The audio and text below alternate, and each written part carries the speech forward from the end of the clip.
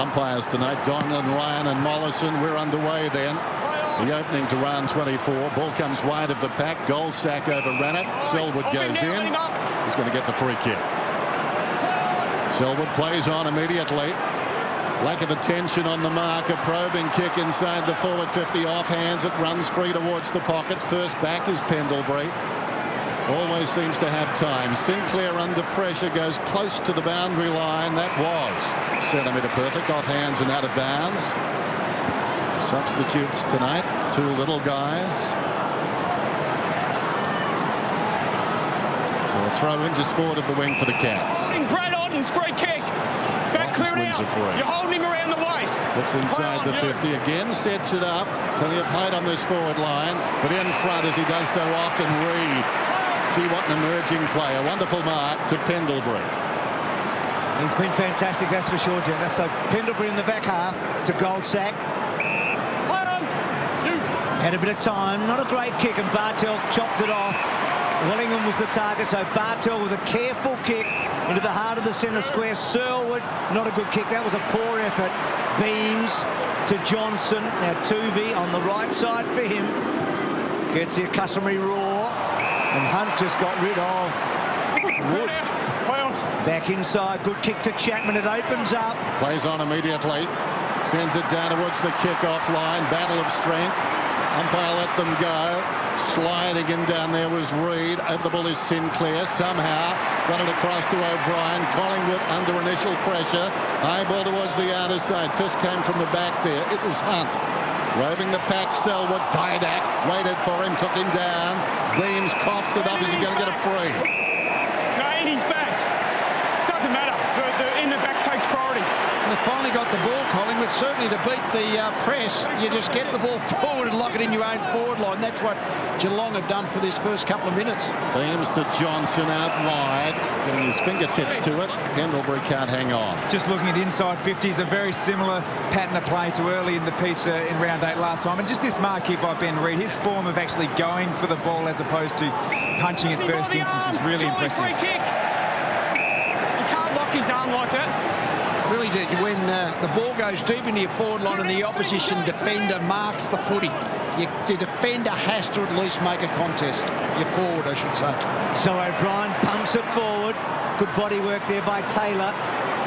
Now Scarlett just had to retreat slightly, and Corey Enright kicks a good one to Milburn, to Taylor, and then Taylor off a step now. Has he got enough on it to centre wing? Good mark in the end by Ottens. That's it, Lee. So Ottens with a lovely kick off the boot. They've done well here, Geelong. They've hit 4 targets coming out of the back half. And they were the players that Lenny identified before the game. Scarlett and Enright used the ball so well out of the back half and gave the long option to Brad Ottens. So West and Wood, eh? West for Geelong and Wood for Collingwood. He had a chance to lay it off, and he decided to go back and take the pressure himself. This will be a 50-metre shot. Always hard to kick those long 50-metre goals to keep him in line over long distance. Well, he's been at Geelong for a while. You'd know him pretty well, Tom. So he's emerged late in this season. That's a good-looking kick. It's coming back. Oh, it's hit the post. Down to you, Richo. Well, that was bad news for the Cats, the poster, but great news today. Jimmy Bartel, their star, has re-signed for 4 years, so they'll be very happy with that, the Geelong team. Here's Tarrant. Bartel, wonderful player, having a fine season. Beams gave it to Tuvey. Juggled close to the boundary line. Dawes fumbles it across. Good example of the Collingwood ball use. We all know about the boundary side. They use that more than anyone else.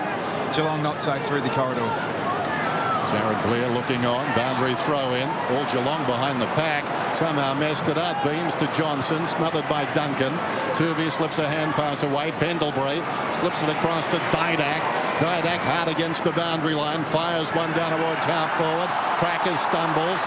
So too did Wojcinski. Slapped on by Wood. Leading back in the races. Enright went to ground. Here he is, Swan. Onto the loose ball. Bounces it down towards full forward. Gets it back from Cloak. Stripped there by Taylor. Picked up by Mackie. And Mackie's away. Danger passes at least for the moment. Terrible kick, although his intention may have been to bounce it to Podsiadly. He comes out wide to Duncan. Feigns a hand pass. Staying with him and forcing the error was Pendlebury. Not 15. Dawes goes to Swan. Floats one across on the bounce to Didak. Didak at 55. Takes kicked a goal, Didak, in his last 5 matches. He's kicked 2 in his last 10, so he's on the longest losing streak he's been on ever in his career in terms of goals. That's interesting. Just be careful next week, you know. A sign of resignation there from Dave Wojcicki. That a high shepherd, I think that was what it was paid. Yeah, high shepherd. Yeah. Knew straight away, and the message from the umpire was about next week. Yeah, be careful with those sort of round arms. Just a bit clumsy there. Gee, the ump's working in advance, eh? It's a nice thought, though. It is. You know? It's like your travel agent. Lovely little card sent to you, and Tracker kicks the goal, so Collingwood get the first in unusual circumstances. There's a lot of talk about whether you could leave the whole reporting system to the match review panel and the video. But as sort of the umpires do use the threat of report as a control mechanism out on the field. And we saw exactly that. The umpire just saying, well, don't go giving anything that I'm going to have to report you and miss the finals for.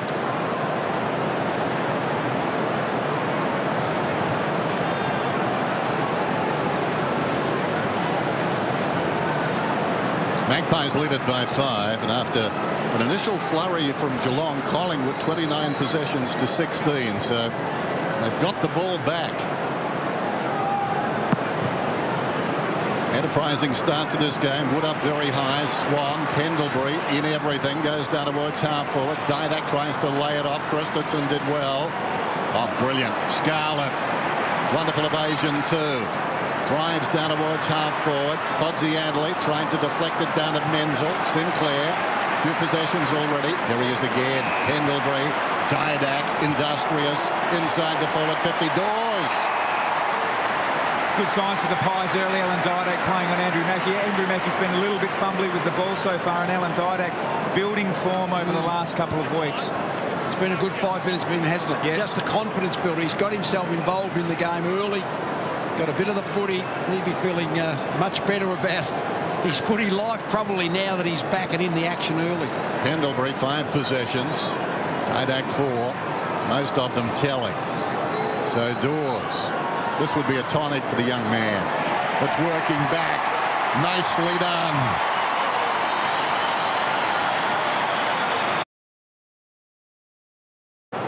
Here's the build-up here. Alan Didak pushing off Andrew Mackie from a turnover and delivering the ball to Dawes. But just down there, contested possessions 13-8. They got absolutely smashed last time in round 8, and it's important to get that back for the Cats.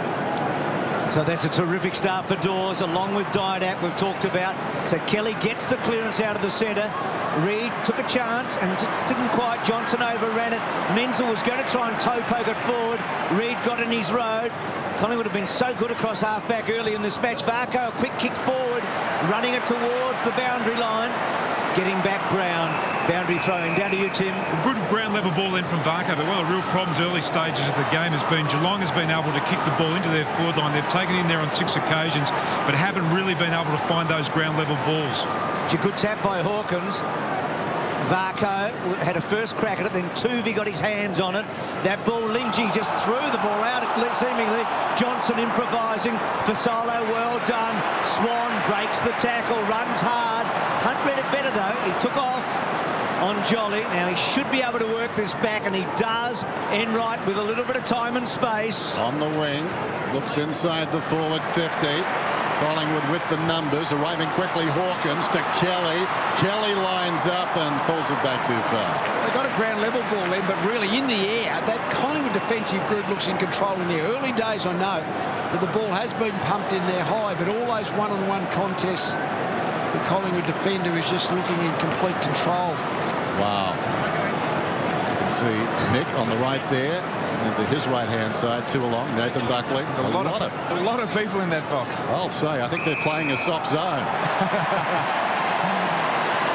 Now we've got a bounce as the ball was kicked by Brown outside the square. Well, I don't know if we've ever seen him take a kick in before in recent times. He does certainly. Leon Davis normally does it if he's there, but might be his last one. Hasn't been doing it lately, Lee Brown. We'll get the boot. So this makes it interesting. Plenty of big bodies around the footy here. Good bounce. Hooking it back, keeping it alive was West. In goes Beams. He's been good so far. Kicks towards centre-half back. Cracker. He's a master of that. It was smothered off the boot. Takes a deflection towards Jolly. Jolly run down. Could have almost been in the back. Varco gets away. And again. Varco trying to mirror Cracker. And he may have done. Well, Podsy Adley goes up and marks it a metre out. Now, I'm not sure he marked it in the square. We'll watch his feet. Otherwise, he gets an angle here. Front, mate. He wasn't thinking about his feet. Well, he's saying it was in front. Okay. Tarrant thought it wasn't, but then again, he's a defender. Podsy Adley. Jarred, but effective. Puts it through. It was an important ball. I'm not sure whether the ball would have gone through for a goal if he hadn't actually... Another score. Okay, 50 from here. 50 to Collingwood, interchange infringement. Bring the ball back here. So there's a... No, it's not. It's a Collingwood free kick for an interchange infringement against Geelong. It's your free kick and 50. No, not from the centre. Well, if you're going to get one against Geelong, it's probably the best place for them to get it against them, isn't it? So the goal stands. Did you waive the score? Okay, we need to annul the score. We need to annul the score. Ready? Wait. I think he's going to annul the score. Jake Olga. So the goal doesn't stand. Tim, down to you. What happened, Tim? We can just see in the top of the screen there, top of the right-hand screen, there was Chapman. He's coming onto the ground again now, but it was the first time he actually came onto the ground, crossed the line before the other player had come to the interchange bench. Two Clerk's just taken another. Well, that's blowing a goal, isn't it? Yep. So they annulled the score. Let's get that right.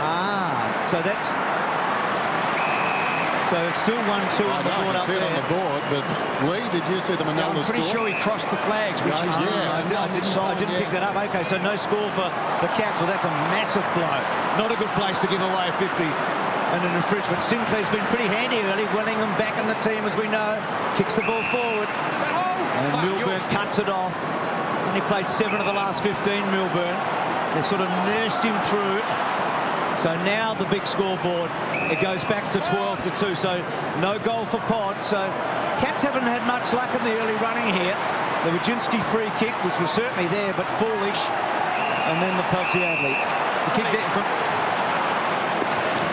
The kick there from Duncan is the one you have to hit, as we see the interchange here again. Yeah, that's the one there. Just overstepped the mark. Yeah. When you bring the ball out from the back line against Collingwood, you've got to hit that one on the wing. That's going to be a free kick to Collingwood. Now, the crowd possibly out of the loop there. There was so much going on.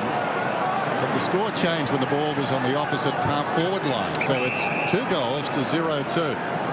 Never seen that before. Sort of just take one down as they're running it up the ground. Almost need the announce over the PA, or the rule flashed up on the scoreboard. Well, should have taken a little more time with it just to let the audience in on what was going on.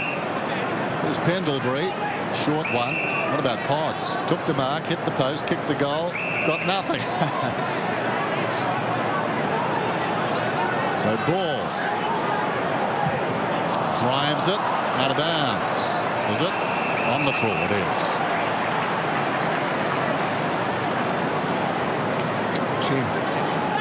Should have let the ball go. It would have been a goal.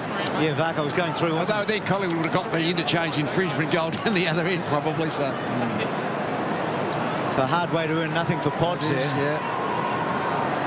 So the Cats just a little bit on the back foot here. I mean, they've had some chances in this opening term, particularly early, and the obvious one then. So Podsy right up the ground now.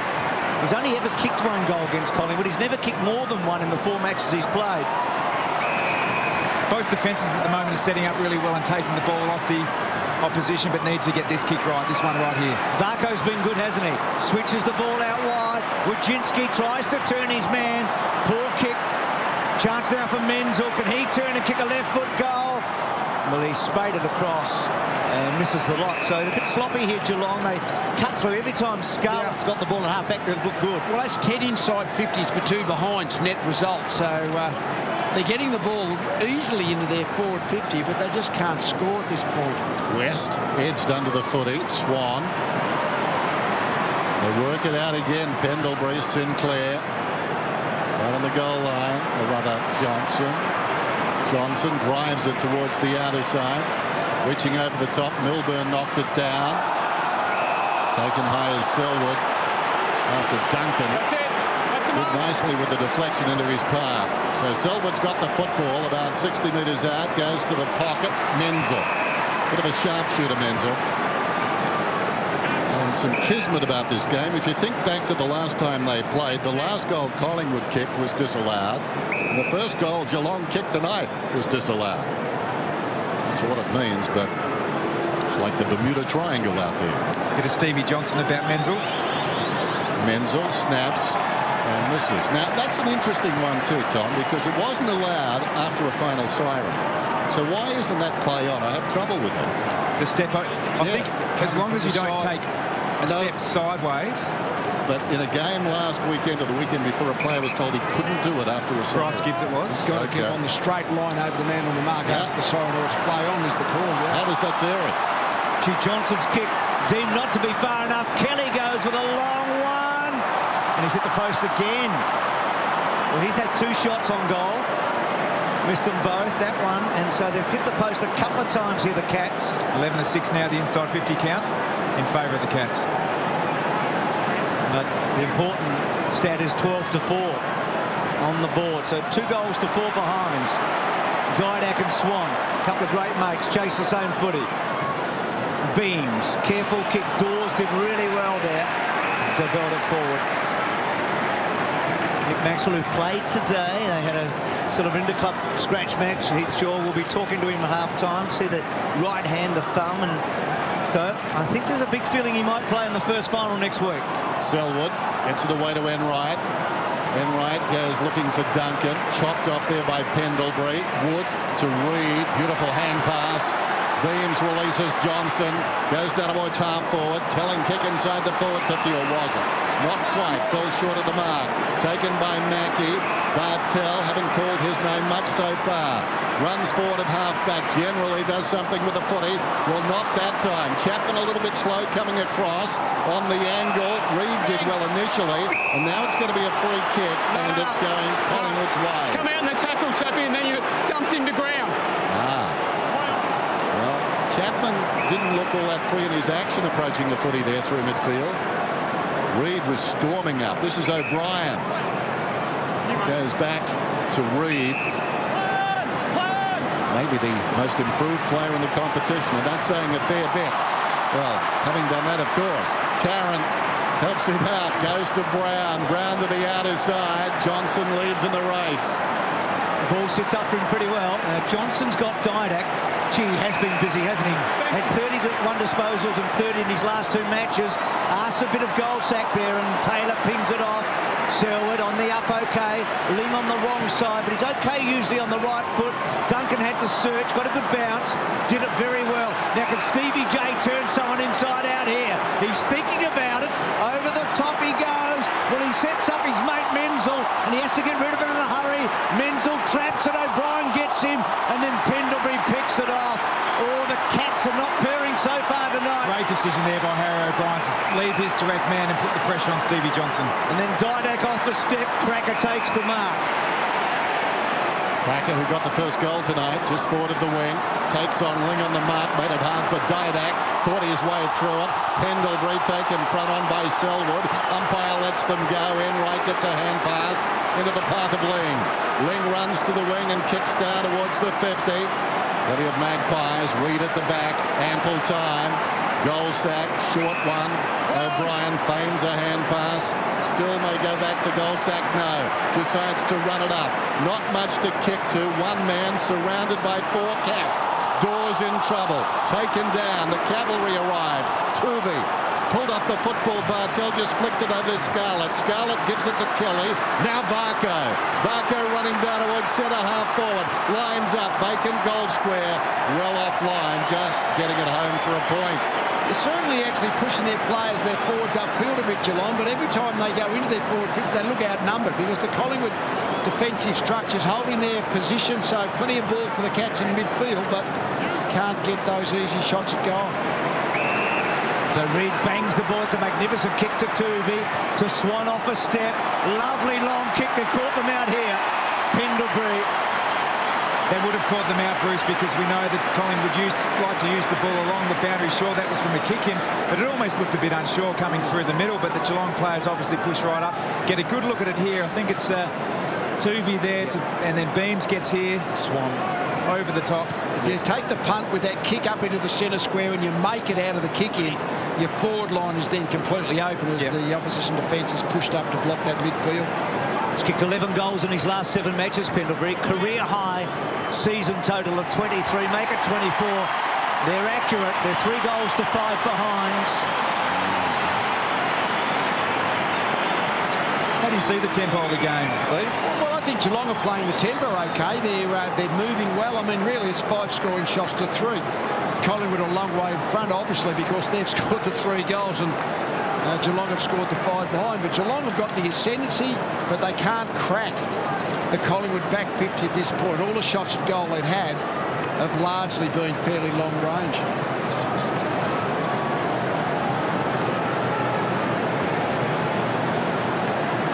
Have a look at this when you have the punt up the middle. If you turn it over, you're in trouble. But as soon as you make it, you can play the ball on.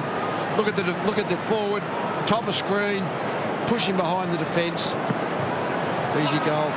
Back in the middle, bad bounce. Pendlebury taking a breather. Interesting, his best effort against Geelong, 26, round 9 of 08. Well, I think he's there on a mission already.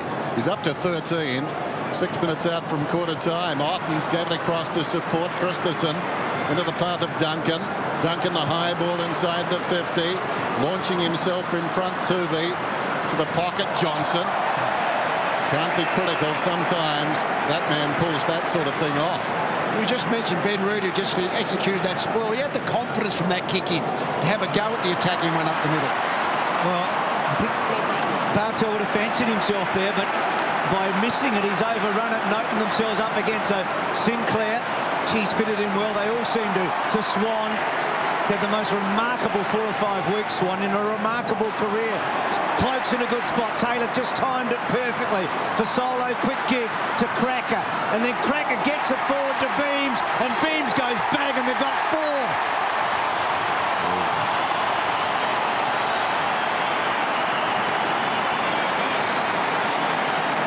Oh boy, their forward efficiency's been good. I mean, that's really the difference in the game at this point of time. When Collingwood go into the forward line, they were able to set up shots that are much easier, obviously, from closer in. Their quickness, their height, their cloak gives them something to go to. Dawes gives them something to go to.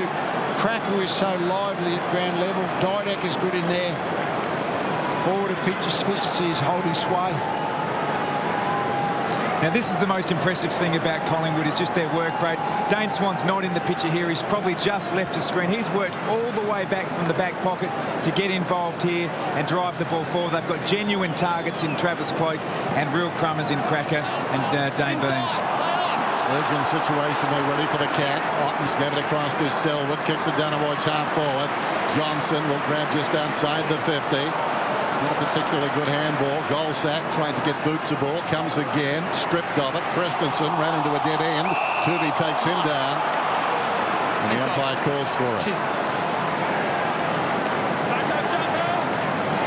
So I think he's thinking he didn't have access to it. Should have been thrown up again. Not the first time. An appeal hasn't been upheld at the MCG. And he's in the right spot, mid-pitch. Opportunity now. Wojcinski comes back in right. Just lobs it, but Harry will lead it up. It's interesting, Dan, at the moment. In Geelong's forward 50, they're having 2 up at the ruck contest. The consequence is that Harry O'Brien or the like is able to sit back like that. Cloak works in front that time, falling to the ground. Taylor went looking for Mackie. Wonderful recovery by Cloak. Look at him work. Had the football, lost the football, then he had Chapman. I think we mentioned pre-game how they've been struggling in the clearances, Geelong. So that price of putting an extra player up to help with the clearance, but the problem is where you kick the ball, you're likely to be outnumbered. Bartel's the 3rd man up. It was a terrific tap, but snared by Ball. Good mark. Taken by Taylor. So Taylor takes a risk. Good kick, though. Scarlett's, every time he's had the ball, something's happened in Geelong's favour. Well, Johnson probably should have taken the mark. Second effort was okay, but Collingwood mop up. Smother coming from Duncan. Geelong with a chance. In right now, Johnson. He wanted to go, but the mark was quickly stood and he couldn't. Now Johnson, that's a good kick. That's a beautiful kick to Menzel. Well, he was caught in between. Goldsack, he had Varco going one way and he had Menzel going the other way. He decided to go with Varco, but Menzel just popped up 20 metres from goal on his own. And we had a good look from Chris Tarrant, who had his direct opponent covered. That's Goldsack top of camera. He didn't know which one to go to, and eventually the one he left, they split well, the Geelong forwards. He's the only teenager playing for the Cats tonight.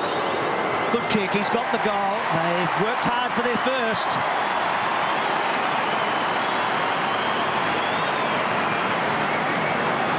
Just at the numbers, we're looking at 16 inside 50s to 9 in Geelong's favour, 6 scoring shots to 4. But every time Collingwood go forward into their forward half, they've got genuine targets in one-on-ones and in space. And good with ball in hand at ground level. I mean, that's been the story of the game. 4 shots at goal, but they've just set up their shots at goal so well when they've had those limited opportunities.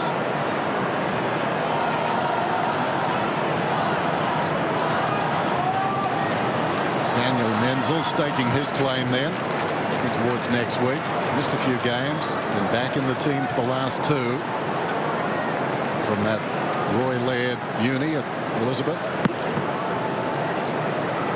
On the way down, West tapped it down straight to Jolly though. Kelly tied up. Jolly goes back. O'Brien beams towards half forward, reading it best. Wojcinski peeled off the solo, came to the football, took the mark.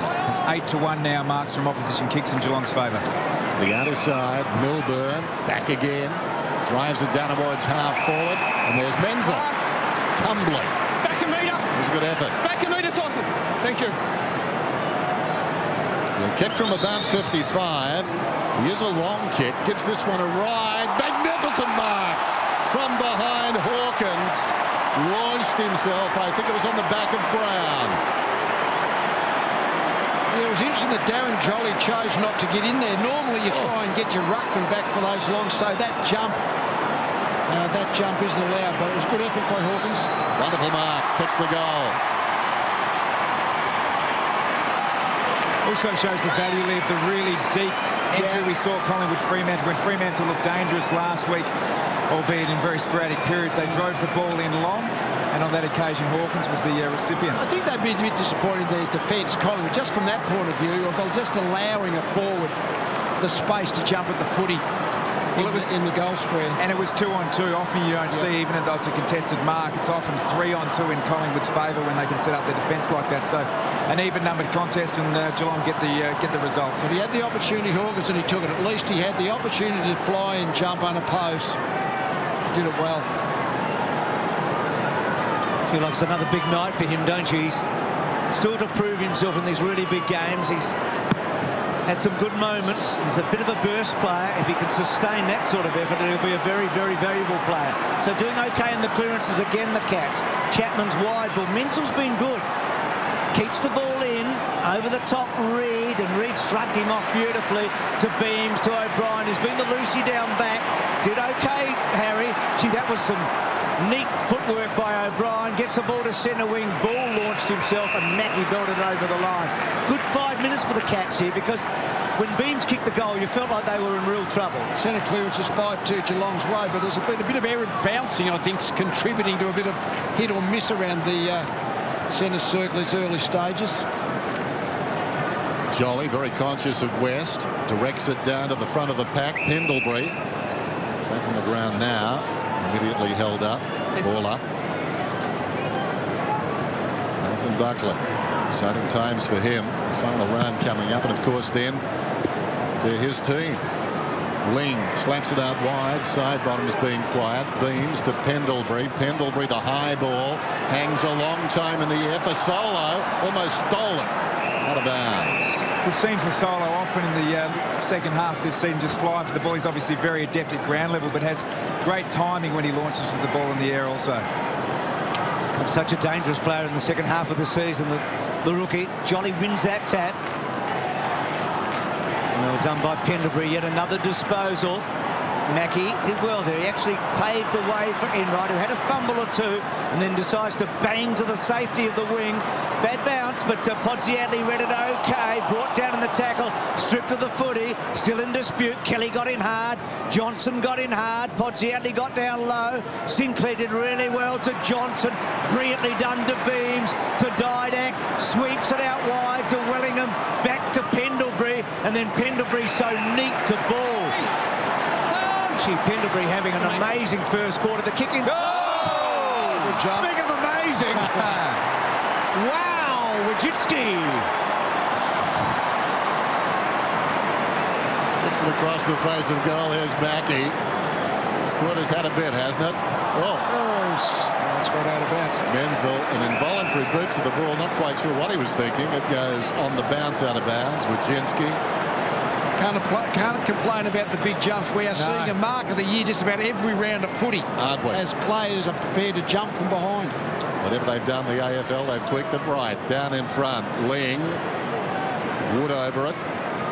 Overrunning the ball, Chapman. Side bottom crawls after it. Kelly did well. Won a hard ball. Wellingham didn't have it. Selwood flicks it out. Hard work right on the siren. Cats came back. 7 scoring shots to 4, but that's a little misleading. Certainly Collingwood the best of the argument. 112 possessions to 84. That doesn't matter either. The difference is just 7 points. Friday night football, the big two going at it live around the country. Let's go down to Tim Watson. Well, Mark, you and Buck spent a lot of time looking at the board there at quarter time. What was troubling you? Oh, look, we did. First thing was a set of bounces. Geelong are on top there. Obviously, that's giving their forwards first look at it. We were just trying to get the right matchups in there and our right combination, Tim. Your backline's really held up in that first quarter under a lot of pressure. Yeah, they were. The Geelong players, to their credit, apply a lot of pressure on the ball and also to our defenders. And you're right. Again, we were pleased with the way our boys have stood tall, and we just wanted to carry on in the second quarter. Thanks for your time. Over to Matthew Richardson. Richo, what's caught your eye in that first quarter? Oh, the Cats are going very, very well, and there's 2 reasons for that. Where they're winning the ball back at half-back through Wojcicki, Bartel, taking marks at half-back and then launching it forward. 17 inside 50s. That is a lot. That never happens against Collingwood. Early in the quarter, they were going too wide. The key will be going forward, hitting up the smaller players, and the player that got them back into the game was Menzel with 3 marks on the lead. They have to keep doing that. Good bounce to start the second term then. Jolly goes in strongly, but illegally on West, and West gets the free kick. Plays on immediately to Kelly. Kelly sends Geelong forward. Inside the 50. Big leap at the back there came from Johnson. Wide of the pack, it's Tarrant. Went to ground, Tarrant. Kept his cool. Reid always does. Sinclair, not the best hand pass. Brown looking to slap it out of there. Didak tackled immediately by Ling. And the umpire, no alternative but to ball it up. Dennis, I was going to say, Dennis, just looking at the Collingwood forward line to start this quarter, they've gone exceptionally tall, which has forced Josh Hunt to play tall on Cameron Wood. Came up in the lift with Tom Lonergan after being down on the ground and talked about the fact that it would have been on cloak or doors tonight, and Collingwood with the extra ruckman tonight. They've got Lee Brown to go forward as well, so could be an issue later in the match. Enright hooks it back. Gee, that's a good effort in the front by West. He knew probably Jolly was coming there. He stood for a while. Let's go, Cam. It's been pretty impressive, West, in the few matches. It's a sloppy kick, and he was looking for his other ruckman. You mentioned that matchup. When you've got a really tall player against kind of mobile, as in Wood against Hunt, if Wood doesn't take a lot of marks, Hunt's just going to continually run the ball out with his ground level speed. Wood kicked 3 against the Dockers last week, and sort of a breakout performance. He had 19 disposals. Sinclair stripped of the ball. Kelly gets the ball. Is it a throw? Throw. That's a go. Clear it out. So the Cats super competitive, but just finding it very hard to break through. Swan running hard. Christensen can't run him down. And then Wood, the man in question, back to ball. Wasn't a great handball because Cloak had to stop for it. Scarlett just rushed it a little. Selwood kept his eye on it. Didak got in a little bit high. Selwood well played. Kelly brilliant to Chapman. Chapman had a slow first quarter. That's a long, strong kick. Menzel's a good mark and takes a beauty. Really interesting contest here on the wing. Joel Selwood kept his eyes on the ball the whole time. Alan Didak tried to fox his way out of it. Fantastic awareness from James Kelly to draw the Collingwood defender. And he hasn't been a permanent defender. He's only played there the last couple of weeks, Lee Brown, all of a sudden for Collingwood. But just he looked for the body of Menzel rather than actually trying to go for the ball in the air. And enabled Menzel pretty easy access at the mark. Dennis talked about the fact that Menzel hasn't played a lot lately. 2 of the last 6 plus a bye in there. So he had a terrific patch, didn't he, earlier in the year. And now coming back. And right now he's the key forward for the Cats in this opening half. And he kicks his second goal. Geelong are within a point.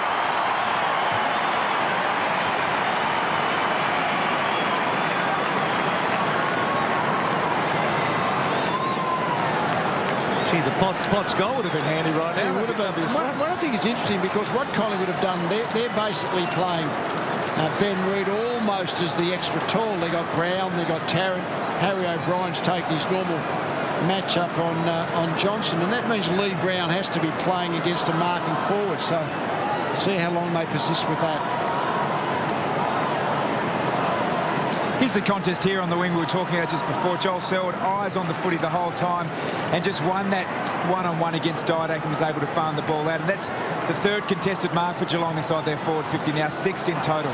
Menzel's got a couple, and the umpires having trouble with these bounces. Crowd getting frustrated. Well, clearly the ball has to enable both ruckmen to get at the ball and into the contest. A couple have been very 50-50 whether they were called, but that one for sure.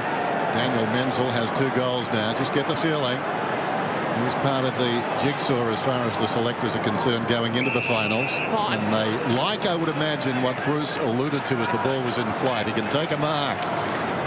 Changes the dynamic down there. It just seems that Stokes, Christensen and Burns are duplicates of each other, with one having a left foot. That's about the difference, but he's different. Goes in his direction again as Ling kicks it down towards half forward. Oh, wonderful. O'Brien almost made himself invisible. Across to Swan. There's the boundary line towards right half forward. Storming up and coming at that ball with great intent. Cloak. Wellingham up ahead. Cloak in 2 minds. Told to play on now. He's about 80 metres from goal to a dangerous spot. O'Brien from behind. Off hands. Comes to Watkins, slips it away. Varco over the football in the back pocket. Plenty of support and time. Comes out wide. Nice kick. Juggled by Menzel. Did he control it the second time? Yes, he did. I reckon 2 of the best players for the Cats, Varco and Menzel. That's another wonderful kick by Menzel. To Selwood, is working hard. Had a good first patch, Selwood. Hawkins took a spectacular mark. So Geelong at the moment on a little roll here, back to Ling. Now he can go all the way here, the captain. He kicked 3 last week. If we go back to the Menzel kick, such a great kick because he had to avoid Ben Reid, who was straight down the line. Just kicked it. We just see here just slightly where he had to kick it. Slightly off the line. You see Ben Reid there. He's forced to now man the mark. That's exactly what Lenny Hayes was talking about. Just kicking the ball on the 45. Remember that season when Lingy couldn't miss from the set shot? He had a remarkable strike rate. He's only had 2 set shots this year. He's kicked 16 goals, but very few from the set. And that one he sprayed. Has it got the distance? Well, it hasn't. And Potts. Well, Potts is having no luck at all, isn't it? Having no luck. Anyway, Ling didn't quite get it. It's all square at the MCG. Well, Jolly, what was he thinking there? It was like the guy who introduced the cane toad to Australia. It seemed a good idea at the time. He was hoping it was over, wasn't he? Yeah, just let it go. Mark is taken by Mackie. Mackie about 60 metres out. That's a centering kick. Too much carry, not quite. Christensen couldn't hang on. Well done by Tooby once, twice, but not the 3rd time. It's a goal. Christensen kicks it.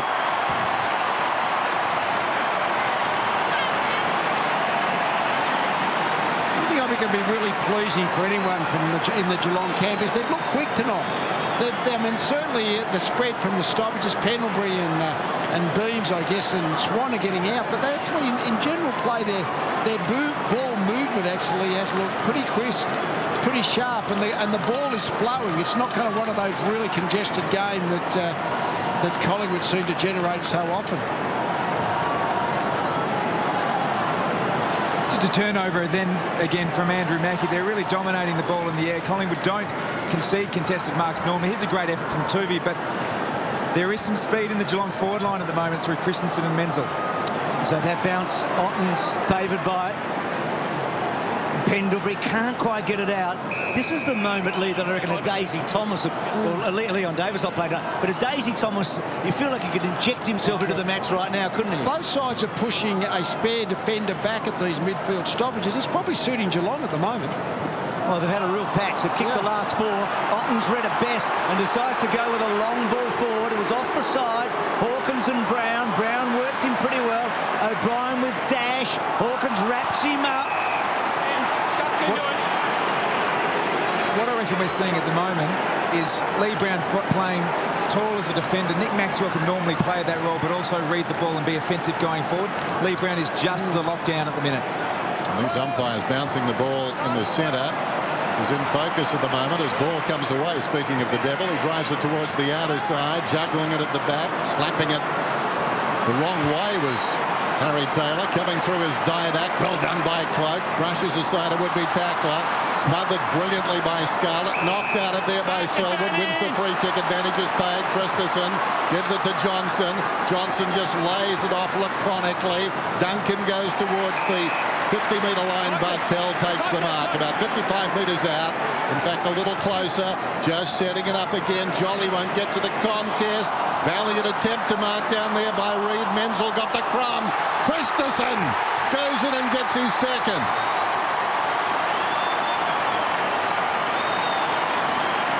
Well, I think they made that statement about 15 minutes in that the Collingwood tall defenders were in complete control, but all of a sudden as this game's gone on, now all of a sudden the Geelong talls are actually troubling those Collingwood defenders in the air, and that's creating some really close stoppages. Well, they're getting the ball in long and deep, and all key defenders do get nervy around that sort of 10-metre arc. Well, that was outstanding play there by Christensen. You see the tap out there from Selwood, and then Christensen just onto the ball there. But it was the work he actually did at half-back. He ran the ball from half-back. It was he that actually cleared the ball in the first place. So his work rate in this third quarter has been outstanding, already up to 6 touches. So they've kicked the last 5 goals won in this match, Geelong, and lead by a couple. Winning so many of the clearances. Kelly didn't get much on it. Sinclair to Tuvey, building the ball forward. So Collingwood, who haven't had it inside their forward 50 for a long, long time. Cloak had it stripped. Mackie didn't panic. And Geelong's ball use a lot better in this term. Wojcinski to West, to Wojcinski. That's a good move. Back to Wojcinski. Running bounce. Second running bounce. Clever. Over to Pods. He can kick a goal. He leans back. They won't take that one away.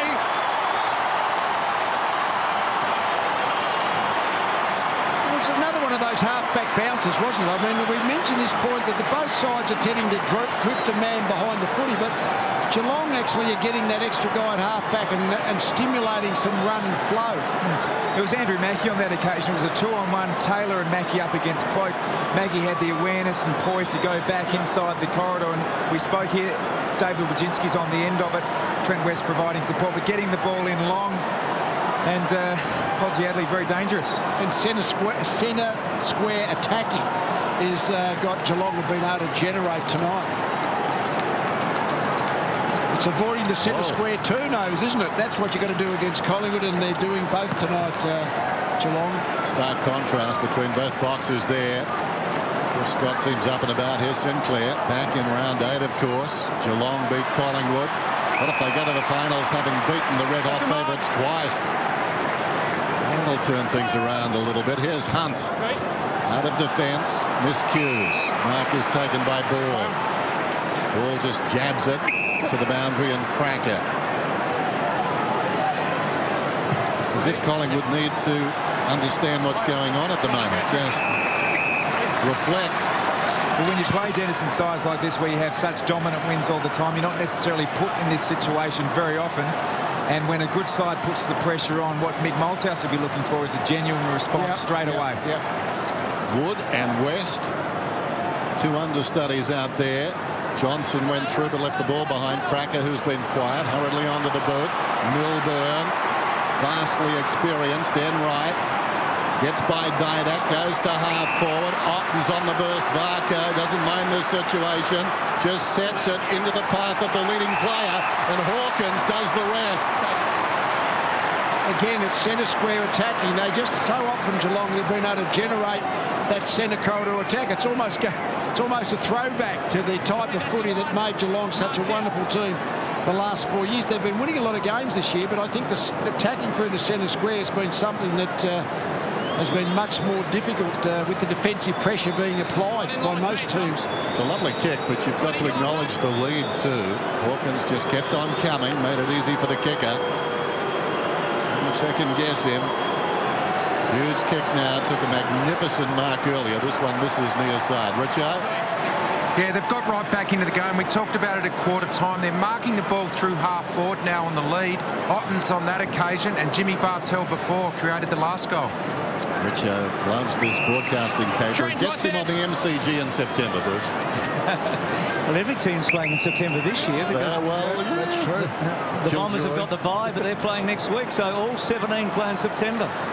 Kick out wide, Enright. How good was Enright a moment ago, because he's on the right foot lead, he switched back to the left and opened it all up. It was terrific use of the footy, wasn't it? Yep. That kick towards Johnson, and Brown down there on a boundary throw-in. So terrific crowd here on just the most beautiful night.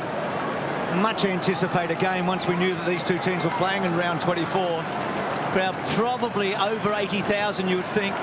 And right now, I think everyone's in a bit of shock because the Cats have kicked the last 6 goals won. Toe poke forward by Kelly. Varco to Chapman. Chapman back to Kelly.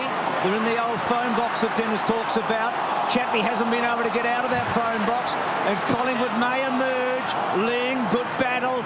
Ball. Some tough guys in that little area. Ball up. And sometimes it draws a win. That's where Collingwood try to turn the ball over and then surge into attack. But Geelong didn't let them out. Saw Chris Scott right there. Undefeated as a coach here at the MCG. 5 out of 5. Selwood up high. Cracker taken down, managed to get boot to ball, squirts it towards the outer side. Swan, brilliantly done. The timing of the push got off Duncan. Duncan fights on. Swan. Oh, Duncan did brilliantly there. The pressure just affected the kick enough, and Mackey got on the end of it. Now the rebound opportunity comes for the Cats. Chapman, not much on. Eventually just caresses the ball. Menzel got away from his marker goal sack and took the ball at the interchange gates. Drives it along the boundary. Tarrant works in front, knocks it down. Reed's got it. Under pressure, high ball. Milburn. An old dog for a hard road to Chapman. Chapman spears the pass into Ottens. Releases Johnson. Tuvey almost had him. Johnson goes wide across the ground. Duncan!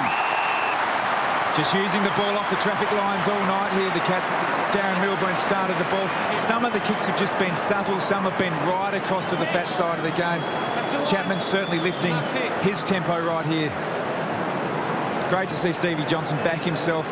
And again, another contested mark inside the forward 50. 9 marks to 2 in the forward 50. I mean, that's where the game's been played, admittedly, but 9 marks in a quarter and a bit in your forward 50 is good forward work. That looks at it all. Going for 7 straight now, the Cats, and Duncan gun barrel straight.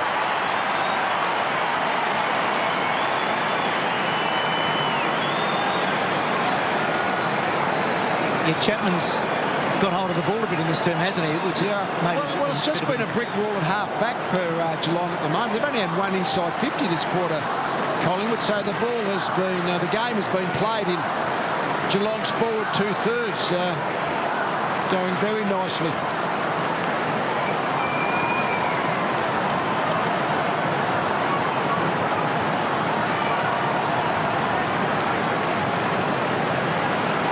Just you see this another half-back turnover. Yeah. Slightly just getting the ball off the traffic line. It was a handball to Chapman, then the kick was slightly off the line again to Wattens, and again another one further across using all aspects of the ground. So Johnny has a second crack. 24 minutes ago, Collingwood led by 19 points. Yeah. So it's been a 7 and a bit goal turnaround here.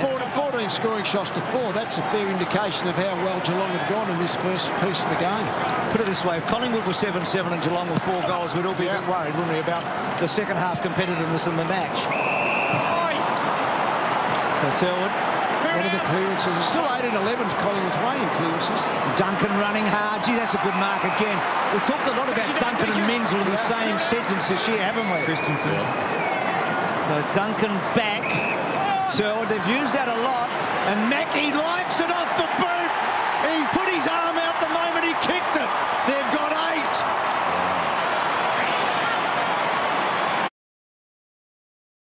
8. You're having one too. Just a good use. All of a sudden, I think Chris Scott's thinking, gee, we're playing well. What do we get out of what, tonight's game again? That's good practice. Good match practice, maybe. So the boy from Glenelg in South Australia turns 27 next week. On the run, a goal from 50. Lifts the team. Hard not to. Wellingham, really sided.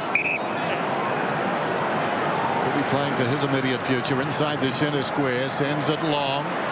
Taylor from behind, some holding. That will go against Taylor. It was a brush of the arm. It's against you, Darren. It's it. Oh. Darren, it's against you. Just locked his arm up. Thank you. You got a chappy? Didn't see that. Yeah. Time back on. No, when you see it, it'll be very clear. Just hooks his arm like this so he can't go. When you see that, Thanks, that particular bit of vision. His arm was like this. It's good to watch for umpires, isn't there, in that situation? Yeah. They're coming from all directions. And how big is this kick? Dawes, 25 metres out, kick is on the way, and he gets it. He's got 2. Gee, that stops the rock. But Geelong have done a lot of damage in the interim. Yeah, it's been a big 20 minutes of the second quarter. We mentioned how well Scott Pendlebury had 16 disposals at quarter time. He's still got 16 disposals. He's actually stalled in this early part of the quarter. Geelong have pretty much owned the footy. Well, they have a 30 possession differential at quarter time in total disposals, and now it's basically squared up at 141 to 140 in Collingwood's favour. So just can't get their hands on the footy.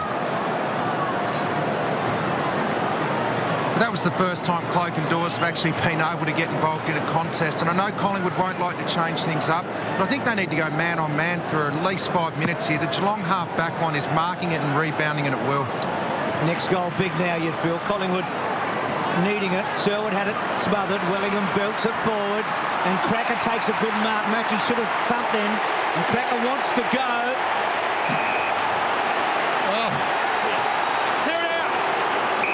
So a lot of activity happening right there. No 50-metre penalty, right decision. Cracker was desperate to get going. We saw him barrel one last week, but not this time. Back to O'Brien.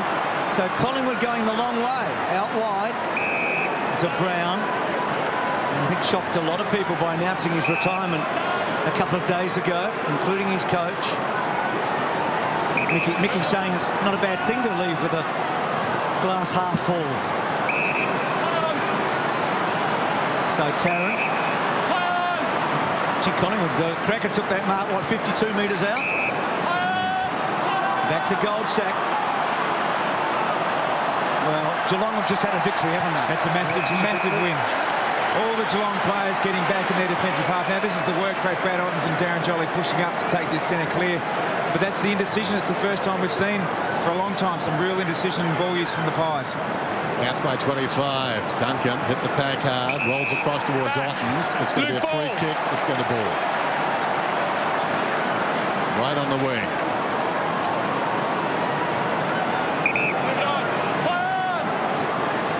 Told to play on. He's not getting a lot of time now in possession of the football. Cloak is out, didn't mark it, almost came back to him. Milburn, he's been okay. Bit of luck involved there. Got it to Johnson. Johnson, he's feeling it. That's a dangerous sign. Bartel got the football almost unexpectedly. Goes to Varco. Varco spots a loose man, Christensen, who's booted too. These youngsters really injecting some zip on the forward line. What about the use of Johnson off half-back? You get a good look at it here. It's been a preparedness to come back inside by Geelong all night. I mean, they got turned over in their last preliminary final. It might have changed their game style a bit, but they're on in there tonight. So Christensen, he's kicked two. This one's on the way. That's beautiful. Sweetly timed. Splits of the middle.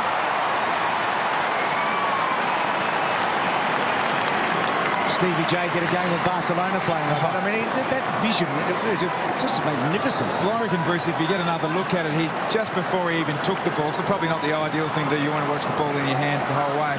But he's already looking. His first instinct was to look inside into the corridor, and he's got obviously the freaky skills to be able to pull off a kick that kicks across his body like that and hits up the target. But there's clearly a mentality to use the ball that way coming out of the back line. Just have a look at Steve Johnson's head straight away. He didn't even look down the field there once. He's got the ball, he's gone straight inside and has that freakish ability to use the ball like he did across his body. And really important and confident play there by Trav Varco to back himself in and carry the footy. First bag of 3 for Christensen. Kicked 2 goals on 5 occasions this year. He's the only first-year player out there for the Cats tonight. Wrapped up for solo and gone. Arms were free the whole way. Arms were free. So the Cats with a real taste.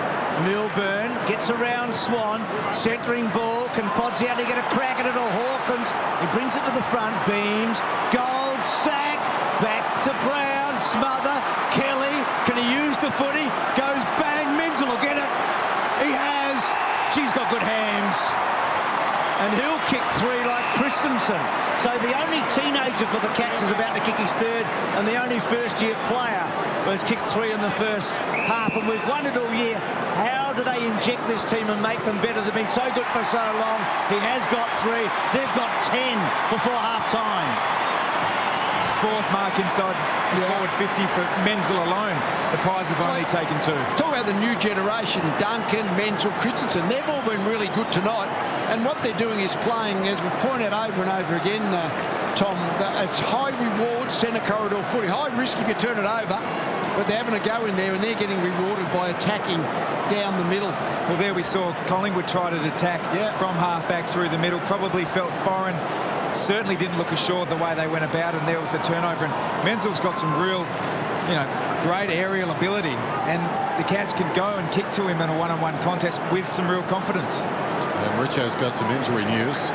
Yeah, some trouble for Collingwood down here. Benny Johnson's just come off with a tibia in his left leg. He was off earlier in the quarter for 4 minutes, and he's come off again. He's in real trouble. Well, I reckon Talk Back Radio is going to be a buzz with throw the ball up, throw the ball up next week.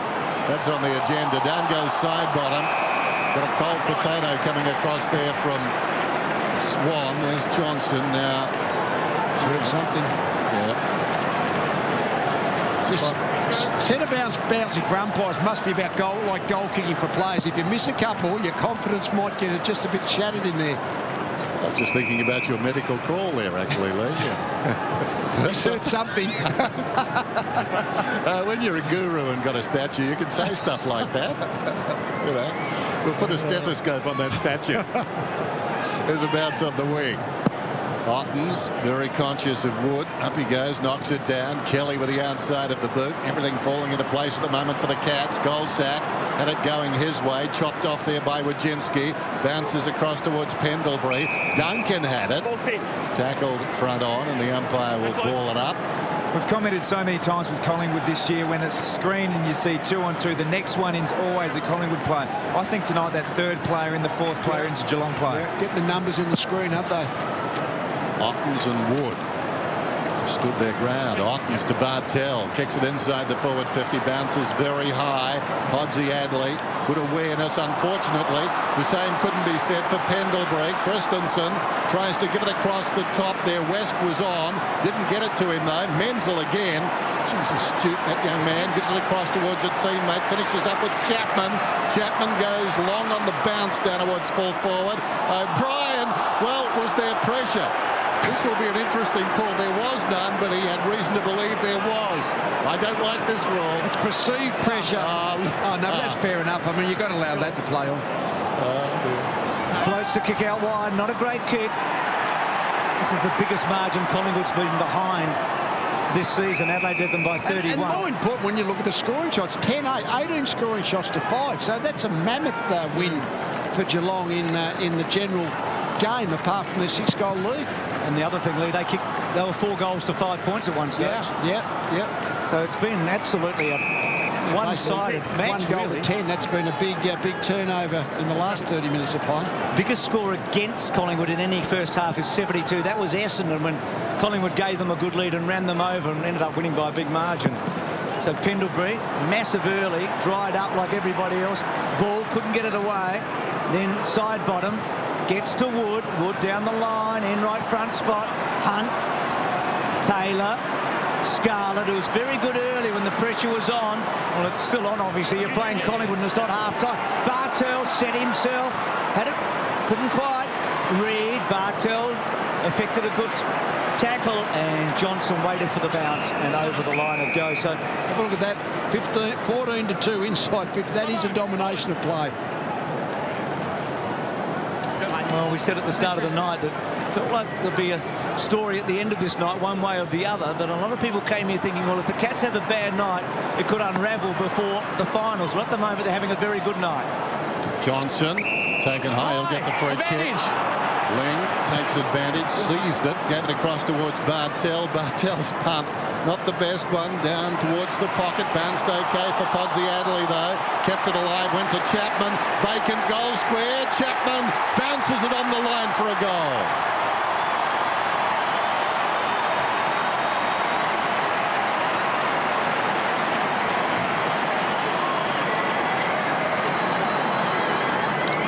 He was really struggling early, Chapman. I mean, everyone's going all right for him. Yeah, he started to work their way into the game, but as we often say, the bounce of the ball's even sort of tending to be going with Geelong now.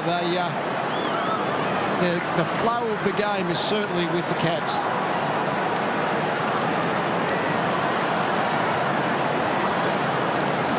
Look at this bit of play.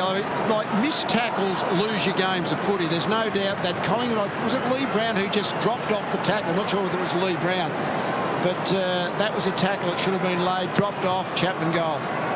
First time the Pies have conceded 9 goals in a quarter this year. So Geelong, it's an unbelievable match. What they're doing to Collingwood in this second term. Menzel, so much a part of it. Varco's been important. Goes in with a hip and shoulder and gets rid of Reed. Christensen stands underneath. Back to Varco. Run down, good tackle. That came from Sinclair. And then Didac keeps it in. Yes, it was Dennis. Centimetre perfect, Bruce. That's what I'm here for, Bruce. You just toss it across. I feel like a bit of a circus. Sorry about that. One-trick pony, me. Out of defence, side bottom, up towards the wing. Jolly sets himself offhand. Swan in front, tackled immediately by Selwood. Two of the marquee players of the competition, arm in arm. Thanks, Ross. Thanks, sir. Sometimes you look at numbers. We thought they had to do well in the clearances, Geelong, to win, but they're 23-17 down there, but they're dominating every other aspect of the game. Jolly knocks at the defensive side. Selwood left it behind. Thrown out of there, I thought, by Didac. Comes to Pendlebury. Only kicked it about 15 metres. Pendlebury's third possession of the term. Good mark is taken by Selwood. Looks across the ground again. They go to the middle. It's touched. Enright confronted by side bottom. Gets away with almost. Sweeping hand pass out to Duncan. Advantage is paid.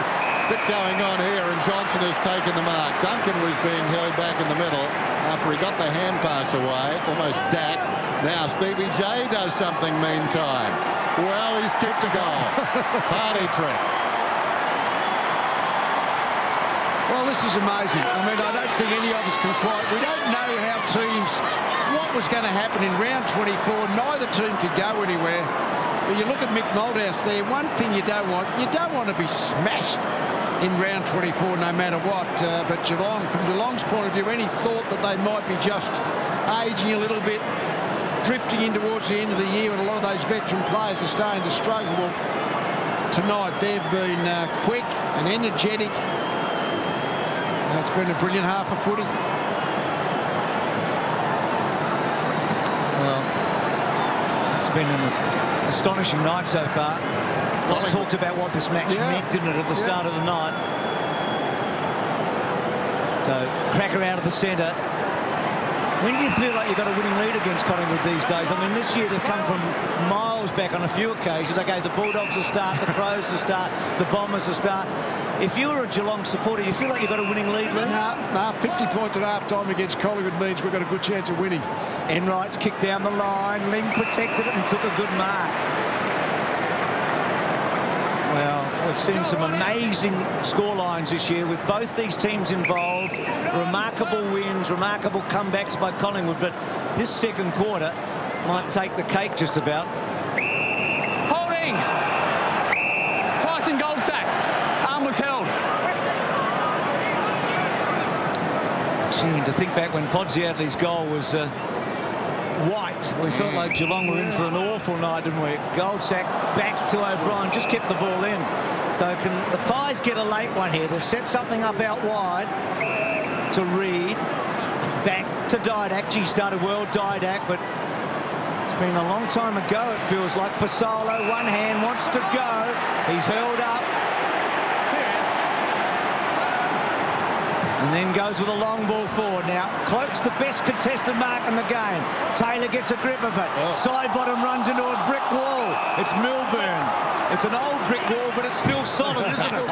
One of the things Geelong did after about the first 10 or 15 minutes is get Cameron Ling as the tagger on the ball. He was trying to chase Swan around early, but that's a better matchup, I think, Ling on ball. Third time under Michael Malthouse that the Magpies have conceded 10 goals in the term. There's the halftime siren. And they weren't always at power. That's an compelling stat.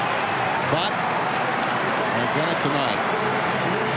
Resounding Geelong performance. At half-time, believe it or not, the Cats on top, 12-8-80. Collingwood, 5 straight, 30. Remarkable. Well, it was a rout in the second term. 10 goals to Geelong, setting up a 50-point lead as we start the third term. Not the best of bounces again. It's one down by West to Selwood. Selwood inside the forward 50. The ball sits up on its point. Knocked down by Hawkins. Johnson's away. This could be a fairy tale start. It hasn't got the carry. Ottens goes back, applies pressure there. Ball off the hands of Reid across the line. Got busy late in the quarter, didn't he, Johnson? That magnificent kick from half-back where he changed all the angles and created a goal really from a defensive position. Well, that's an interesting start from the back. The torp straight down the guts. Side bottom for Solo. Ling just ruffled him out of it. Milburn to Stevie J. Josh Hunt, well, the little sidestep and then a give again. And Hawkins goes bang. Oh, it doesn't get much better than this if you're back for the Cats. Well, interesting times. We know what happened in the first half, and when Goldsack had that kick in, he actually did the torpedo up the middle. It's an attacking kick in, but what you know is if you're going to go long up the middle, almost inevitably, if the opposition get the ball back, they're going to have 3 players who were zoning the kick in the forward 50. So that is a very high-risk play from Collingwood that came unstuck. Here's the kick in here from Goldsack. It's a high-risk play, but this is the disappointing part from Mick Malthouse here. It's a turnover. There's great intent, but this is just too easy to play against. When a player can dance around opponents like that, then 2 in a row, not hard enough to play against.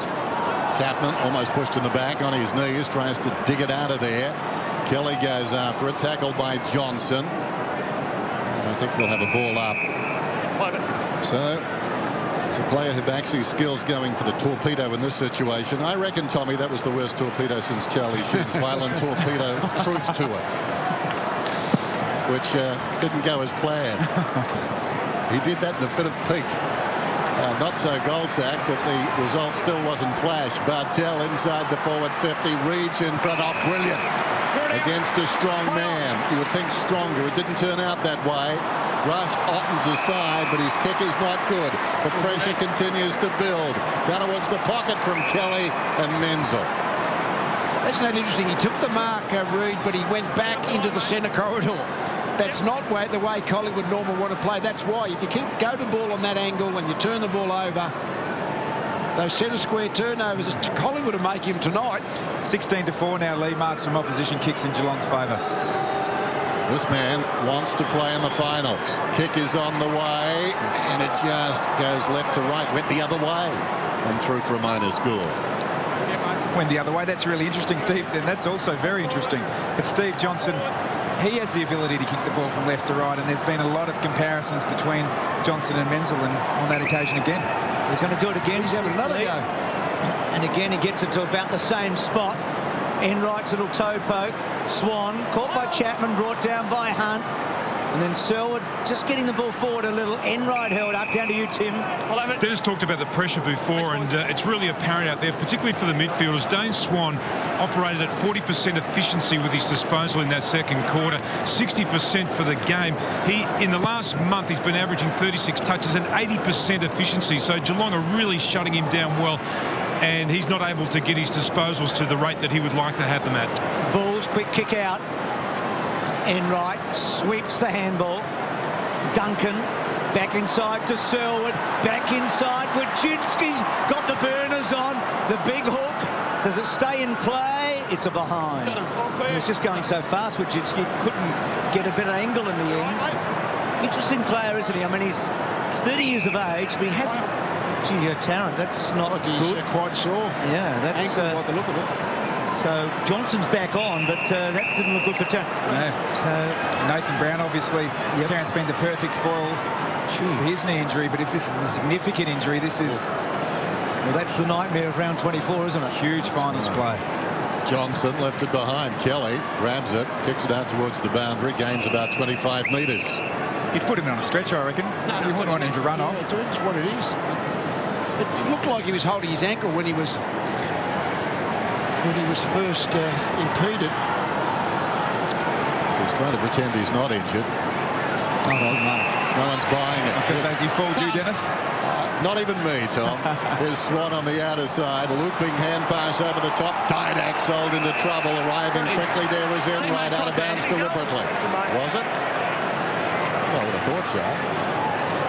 Apparently not. Boundary throw in. Alan Didak. It's been red hot in the last couple of weeks as Chris Tarrant skips off. Beams comes on. He started brilliantly too, Beams. He's got 16 possessions now, but bear in mind he had 14 at quarter time. With the goal, Dennis. I mean, Pendlebury had 16 with the goal.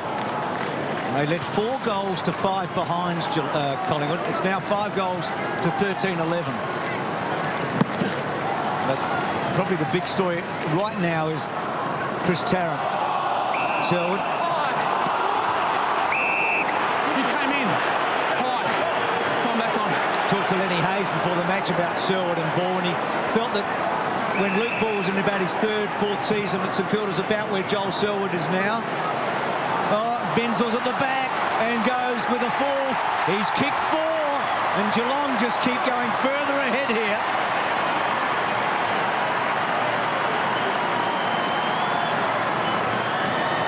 There was a famous game late in 1990, which a long time ago, when Collingwood got beaten by about 80 points by Hawthorn about a couple of weeks before the finals.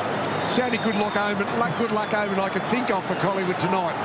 They've actually got a bad record in the last match of the year of late. I mean, Hawthorn beat them last year by about 3 points, but if you go back, but you would remember that day pretty well. I do remember that particular day.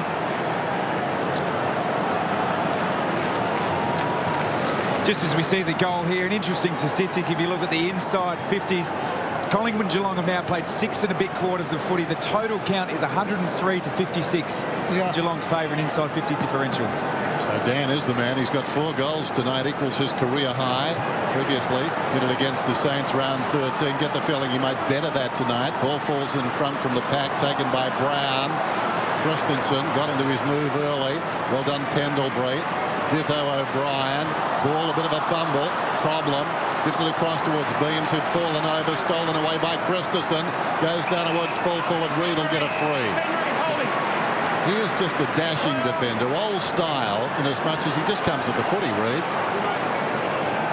If there's jostling going on, invariably, he doesn't initiate it. Didak close to the boundary, Pendlebury, and it's out of bounds. Yeah, I think the Geelong, Podge-Adley's decided that actually he's better body to body with Reid, so he's looking for the contact. Reid's looking for the footy. And so far, Reid's been the winner. Tossed in. Nicely done by Otten. He's got it down to Johnson, to Duncan. High ball, that'll be awkward. Tough to mark. Wojcinski and also Tuvey. Bartel flashed it out. Back to Chapman. Chapman hurled up. Wojcinski goes back to Kelly. Kelly with a high ball. Now here is Podge-Adley and Reid again. Good contest and over the line. Since that early 4 goals to 5 points, it's 90 to 6. Yeah, massive. It's massive. You couldn't imagine it happening. And that sums it up there, 77 to 23%. West had a second crack, brought down, ball doesn't quite get out. Ling, Kelly, back to Mackie. Mackie with pace. Reckon Varco's been really good tonight, and he's getting better by the moment. It's a massacre. There's a time in 2008 when Geelong had that season, obviously ended up losing to Hawthorn in the grand final, but went 22-1. That one loss was to Collingwood by 80-odd points. I think 86. Yeah. And it was early in the year, it was about round 8 or 9. And as a player out on the park, you'd never really sort of admit, but you almost put the cue in the rack. But it was round 9, we knew we were a good side. I think it's a different set of circumstances closer towards the final. I mean, the result doesn't matter, but it's interesting. It's been interesting, Travis Varco playing out of the back line, and he just seems to have just kept overlapping, been there for the overlapping handball. And one thing, he's a bit of like what Liam Davis has been for Collingwood, that running, tacking halfback. Look of resignation on the press there, digging it out of the middle. Ball centred down to half forward, but it's coming back. Scarlett, the high one. This is the first time this season the team has scored 100 points against Collingwood. And look at the clock. Still 15 minutes to go in the third term. Bartel, though, doesn't kick it accurately. Hits O'Brien, as it turned out. O'Brien across the ground. The solo takes the mark. Been very quiet, this talented youngster. Goes down towards right half forward. The mark is taken by Wellingham. So Wellingham just along the line. Dawes has it. He's kicked 2 goals, but really hasn't been a factor. High ball inside the forward 50. Trying to punch away was Hunt. Christensen been good. Strong tackle got him down. That'll be holding the ball, I think. No advantage is played. Cracker got into his back, according to the umpire. Away comes Hunt. Tries to pinpoint it to Enright. He couldn't control it. Taken by Ling. Back to Enright. Looks across the ground. Element of danger. Half volleyed by Sinclair. Wojcinski's tackle was terrific. Selwood's over the football. It trickles out. Beams. Was he in the back there of Enright? No. And we'll have a ball up. Thanks, Trav. What do you got for us, Tim? Well, Terrence still downstairs with the medicos, and the real concern is that right ankle and whether or not they give it a jab. If they do give it a jab, the concern is that the recovery during the week may be a little bit longer, so that's probably what they're mulling over at the moment. I wonder what Alistair Clarkson's thinking at the moment, having rested all his players. Well, I would think the chances of actually putting a jab in his ankle to get the last quarter of footy before you go into the final series are almost nil. Looked like he got trodden on by Tom Hawkins. And, I mean, what you could do is put a cortisone shot in to get the swelling down as quick as possible. You certainly wouldn't use a painkiller. And you're not going to put him back on the field to do further damage. So Podsiadly gets the ball back inside. Duncan just got rid of Didak, but he couldn't quite get a handle on it. West, Pendlebury, well played. Back to side bottom, then side bottom off a step. Gets the ball to half forward. Well marked by Wood. That time he did have a win against Hunt. Hunt's been very, very good in the back half. Wood decides to go wide, side bottom, and Cracker within range, you would think. Got the first goal of the match from a free kick against Wojcinski when he was standing the mark, basically, and Wojcinski came on. He gives to O'Brien, who lopes up and gives it a good ride, but it's not going to be a goal. In fact, it won't be a score. Is it in play? It is belted back. Wood off the ground and kicks the goal.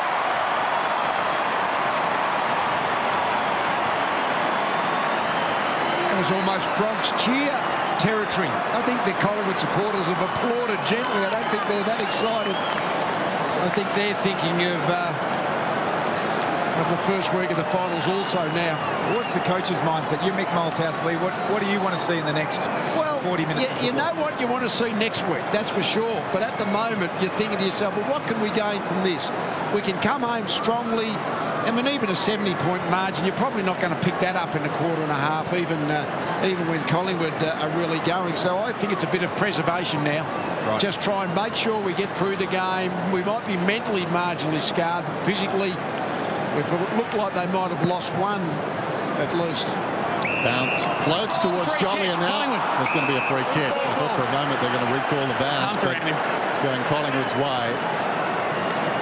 So 15-11 to 6, great. I suppose if Chris Scott is to pick nits. It may be that they haven't had a chance to work on their kick-in strategies. Short one goes to Sinclair. Plays on. Fed forward by O'Brien. Didak, a little chip down towards the attacking 50. Dawes comes up and takes the mark. You're saying you rush it behind, Dennis, just to work on it? You've got to work. Yeah. Big picture man. Tom, you've got to work on everything, you know. Who would have thought it? 101 to 36. What's the record margin, I wonder, for a beating in round 24? There haven't been a heck of a lot of them. But the reigning premier go in the record book for all the wrong reasons. Dawes from 55 metres out. Goes Goldwood. Hasn't got the carry. Off hands. There you go. The message has gone out. Right, that's it. Where is the runner? Tommy, my voice does carry. Don't worry about that. See the free right in front off the footy. So they might need some more practice at it. They couldn't get it out. See, rusty. Menz, or rather Mackie, couldn't quite. And Collingwood fighting hard to keep the ball in. I know this is ridiculous, but if Collingwood kick 3 goals in the next 4 minutes, you sort of think, God, blimey. They've actually just picked up the last few minutes, haven't they? All of a sudden, they've actually just got a shot at goal. Now, at least the ball is being played in their forward 50 for a little while. We did that game on the Sunday when Essendon were a long way in front, and Collingwood ended up winning by a massive margin. Different circumstances, I know, tonight. So Kelly goes back, puts some pressure on Milburn. Is he in their best team, Milburn? Tom? Lonigan to come back, obviously. Corey to come back. Mooney probably to come in. What you can't replace is coolness under pressure, and Darren Milburn's certainly been able to do that. His whole career uses the ball exceptionally well. 34 years of age. He's played very well tonight. Beams and Christensen went for the same ball. Fasolo got over the top of Selwood. Back to Swan. Flicks it out. Ottens down low. Chapman. Ball spills out. Didak. And you'll get a free there. No, he won't. Tell you one thing with Didak, I know he's had a bit of the ball in the last few weeks. You'd love him to kick 2 or 3 in the second half, just to get some goals on the board. Well, Bruce, you were talking about those 3 goals to the Magpies. I'm going the other way. Josh has been working on records in round 24s. And the biggest margin, 1981. Hawthorn over the Bombers by 80 points. Let's go down to Richard. Yeah, here's Blair. He's obviously been subbed into the game. No one's taken the red jacket as yet, but no prizes for guessing who it's probably going to be. Blake hobbled off. He hobbled off, no doubt about that. What do we know about 1991? Hawthorn went on. Johnson falls on top of ball, and we'll have a ball up. So 80 points. 80 points is the record, Bruce. Hawthorn won. Hawthorn won. So, gee, look at this cloak. Straight down the race, Bruce. This is becoming a nightmare, isn't it? So, Tarrant and Cloak bookends, Cloak, arguably the most valuable player in this magnificent team for structure and 62 goals and contested marks. Be a worthy winner of the most valuable player in the competition when you're talking most valuable to a team. Yeah. He's it. Ben Johnson, we saw him injured in the first half. He came back after half-time. So the perfect season suddenly becomes a little nightmare late. That point on Travis Scott. I mean, the midfielders end up winning all the awards, but the big power forward, they're the most irreplaceable. So he's clashing knees here. Bang, Milburn. I mean, Lee, you are on the All-Australian. You'd think that just about the first bloke's name you'd write down, centre forward Cloak. Yeah, he's been dominant all year, hasn't he? So the Cats bring the ball forward. Bodziadli gets hold of it. He's never kicked 2 against Collingwood. He's had a funny old night, Pods, hasn't he? Sure. He's laughing, I can tell you. So Bodziadli with a miss there. Heath Shorey played today. Will definitely play next week. Leon Davis would be interesting. I mean, supposed to have a hamstring. I mean, you want him back pretty quick. Rarely do you have a 1-week hamstring. Maybe it's just a bit of tightness that there's a safety first measure not to play tonight. 102 to 37 then. Under 10 minutes to 3/4 time. Wood was up, spilt the mark, taken by Blair into the back of wing. It ricochets to Hunt, goes to Chapman over the top. Mackie was hot, thrown down by Cracker. Cracker immediately tackled, taken down by Johnson. Ball comes across towards Wood, floats it to the wing. The mark is taken by Bartel. Bartel goes back. Scarlett hasn't been required to do too much tonight. Just jabs it, still inside the centre square. Mackey's got it, wheels around, looks inside the forward 50. In fact, goes along the line out towards right half forward. Selwood very conscious. The man coming at him was tall, trying to interfere with Wood with his leg. And that's a good result after Selwood's earlier good work. And don't tell me Chapman's hurt. September's haven't been kind to Chappie. No, he's had a bit of soft tissue problems, hasn't he? He actually looked proppy before the game started, Chapman. He's got obviously a lot better as it's gone on. Side bottom. Sloppy handball. Williams had a quietish night. Hasn't played much footy. Won in the last 6. Again, a poor handball. Hip and shoulder by Duncan. Ball comes back. Didak fetched it. Back to Sinclair. Couldn't quite control it, Sinclair. Well done, Menzel. Releases Podsiadly. Podsiadly's cute kick inside. O'Brien and Johnson. This will be a good clash. Harry's got the pace. Stevie's got the intellect. And it's over the line for a behind. Not that Harry's done, by the way. He's a smart guy. Stevie be wrapped here. Stevie's got the intellect. He's Einstein when it comes to footy, Johnson. He is Einstein when it comes to football. I don't know about when he sits for an exam. No, he's a very, very smart man. But even it was the ball that came forward, it was Podsiadly who drove it again. Again, another 3-on-2. So when you're dissecting the game, you know, you can talk about turnovers, all these sorts of things. It's the actual coalface, the contest, the numbers around the footy. Yeah, was he Mr. Pie R squared? Because the Pies are screwed. Mark is taken on the outer side by Ball, just chips it back towards the middle. Side bottom, inside the centre square. Cracker. Long ball down towards half forward for Solo. Nothing going right for Collingwood at the moment. Can the young man spark him? Good-looking kick goes down towards Swan, but too easy for Taylor. Reaching over the top, knocked it to his own advantage. Well, he went and found it. Dangerous kick, still inside the defensive 50. Well done, though, Wojcinski. Releases Kelly, gave it to Ling on the overlap. Selwood, look at this. Selwood runs down towards half forward in 2 minds. Lobs it high. Bartel, well done, goal sack. Bartel had the fly, misjudged his run slightly. Goldsack knocked it down. Opportunity going the other way. Blair forward of the wing. Hugs the boundary. Punched away down there initially by Enright. Opportunity there for Taylor. Overran the footy. Milburn. He's been pretty good, but not that time. Swan grabs it. But in the goal square, Scarlett marks it. Good stuff. So Ling. He's had a good solid year, Ling, hasn't he?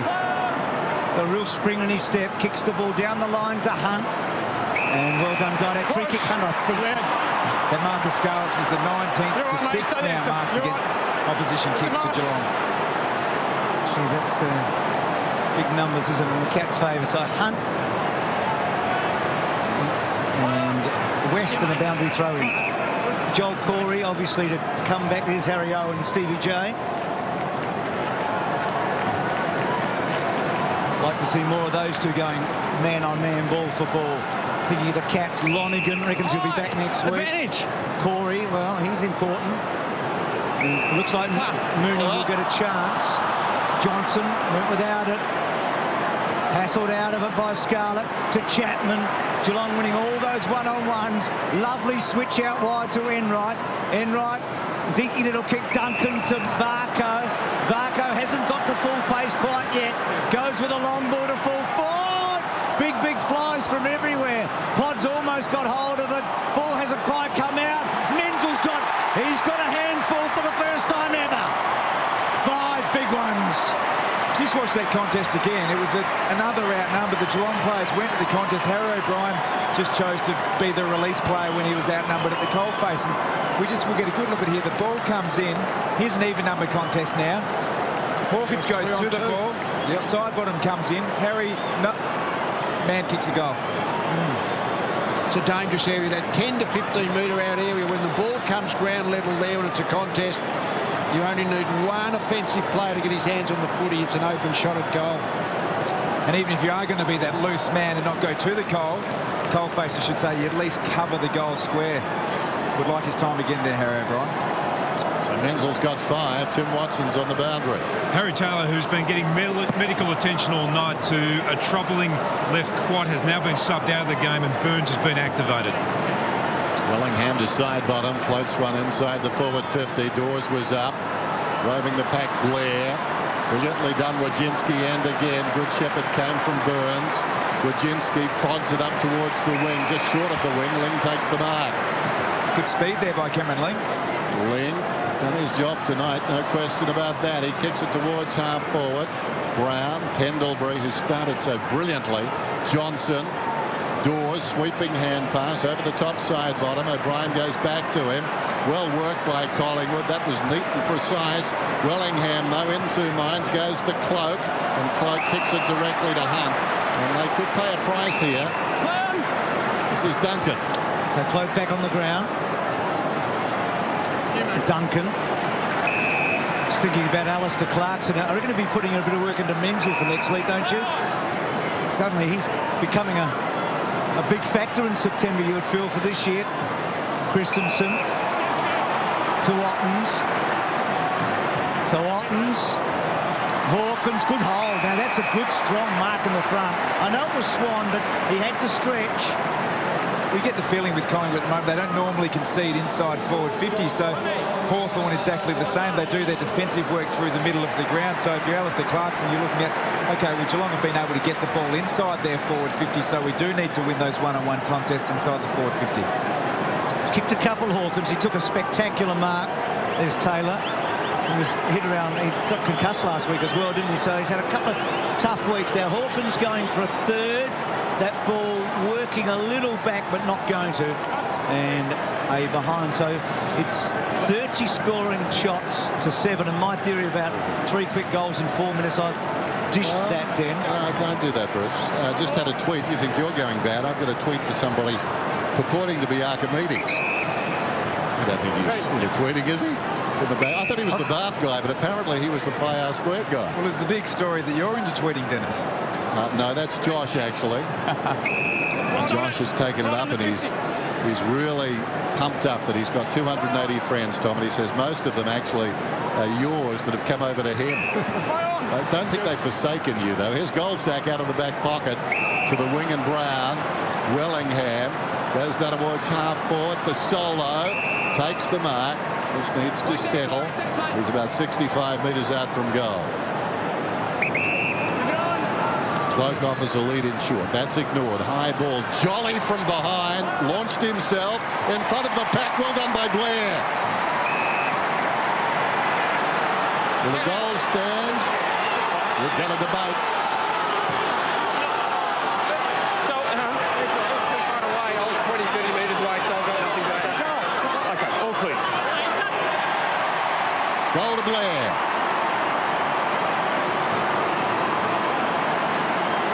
We often see in those goal line conferences who's going to be the strongest with their opinion. I think the goal umpire, he was very, very convinced then it wasn't touched off the boot.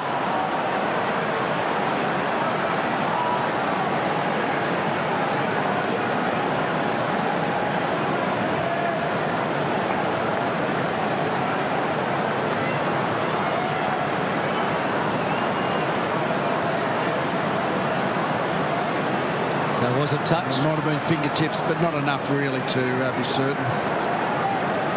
It's a brilliant bit of roving by Blair. Blair's one player, Lee. You feel like he's been up tonight. He'd won a really good match. He's been a terrific player in the season he's played. Was a revelation late last year, but there's been some talk about maybe Fasolo putting his nose in front of him. So Blair having an impact there with a goal. Varco, here he is, Blair, trying to run him down. He corralled him. Well, he's had a good minute, Blair. Advantage! Didak with the advantage, finds Cracker. Sometimes you just got to kick it along forward, don't you? Varco probably should have just put it onto the boot. Kick to the pocket, good mark to Cloak. Well, there's plenty to play for about 3 or 4 pies at the very least when you look at the names coming back in. So as the next 40 minutes unfolds, I think we should spend a bit of time perhaps assessing who those players are and correlate their performance. Travis Cloak's obviously not one of them, but certainly a couple of players, young pies, playing for their spot. You think by the second week of the finals, Thomas, Davis, Maxwell and Shaw will all be back. Those 4. Cloak talked about his kicking at half-time. He showed us his routines. That was a pretty good kick from the angle, behind. Well, he hasn't had much practice tonight. That was only his 4th kick. You look down the Collingwood. Darren Jolly hasn't had a kick. He had three handballs, so for 3 disposals. So he hasn't been able to find his way into the game tonight. Well, that's the kind of thing that Mick would want to be looking for one of those fringe players. So Hunt in the back pocket, told to play on. Menzel came hard, could have almost got a free. Ling slips it away. Mackey with some time. Not a particularly good kick. It wanders down towards half forward. Takes the Geelong bounce, as it turns out. 3 Collingwood players there in Chapman. So the boundary throw in is good as far as they're concerned. Pontiadli doing the ruck work as you'd expect. Would beat him. Pendlebury knocks it forward, taken by Blair, who's been lively. The oncoming player was Enright, able to stifle the hand pass. So Blair with an opportunistic goal just moments ago. And look at that scoreline, 110 to 44. The margin was 50 at half-time. So they built on that. Pendlebury dancing out of trouble and chipping it back towards the boundary. Swan coming up to his 18th possession. Johnson and Beams, and then back to Wellingham. Corralled a bit, not a bad handball, actually. It was clever. To Didac, to Beams, to Blair, to Cracker. Ball spills out. Enright to Johnson, to Chapman. Beautiful side set by Chapman. Johnson releases Varco out wide to Duncan. They're great handball team, we know that. Christensen gets some depth to Pods. Well played. A lot talked about how Collingwood had the kick to handball ratio. Geelong a lot more handball. We saw them brilliantly in the back half there. Geelong running the ball. They've been prepared to run the ball out of defence, to take on the centre corridor, come through the centre square. I mean, those tactics failed against Collingwood's pressure 12 months ago, not a bit over 12 months ago in the preliminary final. But they're certainly taking them on tonight. And they're doing it by foot, Bruce. It's 162 kicks to 107 hand passes. So they're up on their season average.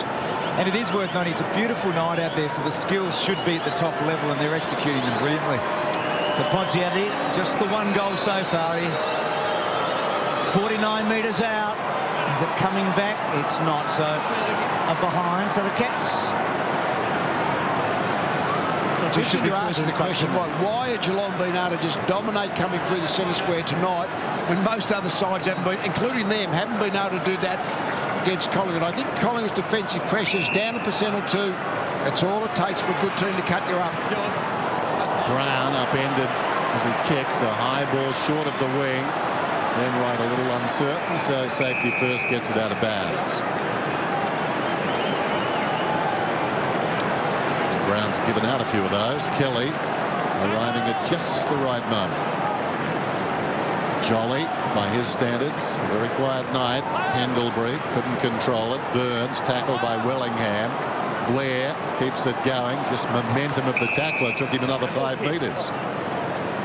Just see some of the hard work here by Geelong, the smothers and the way that they're, and the spoils, the 1%ers. But that last bit of footage there by Kelly on Brown, that's the opportunity that Geelong have got now. They've got the game won, but they've also got an opportunity to inflict some physical pain on their direct opponents. Kelly got the hard ball, went to ground, stolen away by Pendlebury, slapped away there by Selwood against the flow. Wojcinski on the siren. 3/4 time.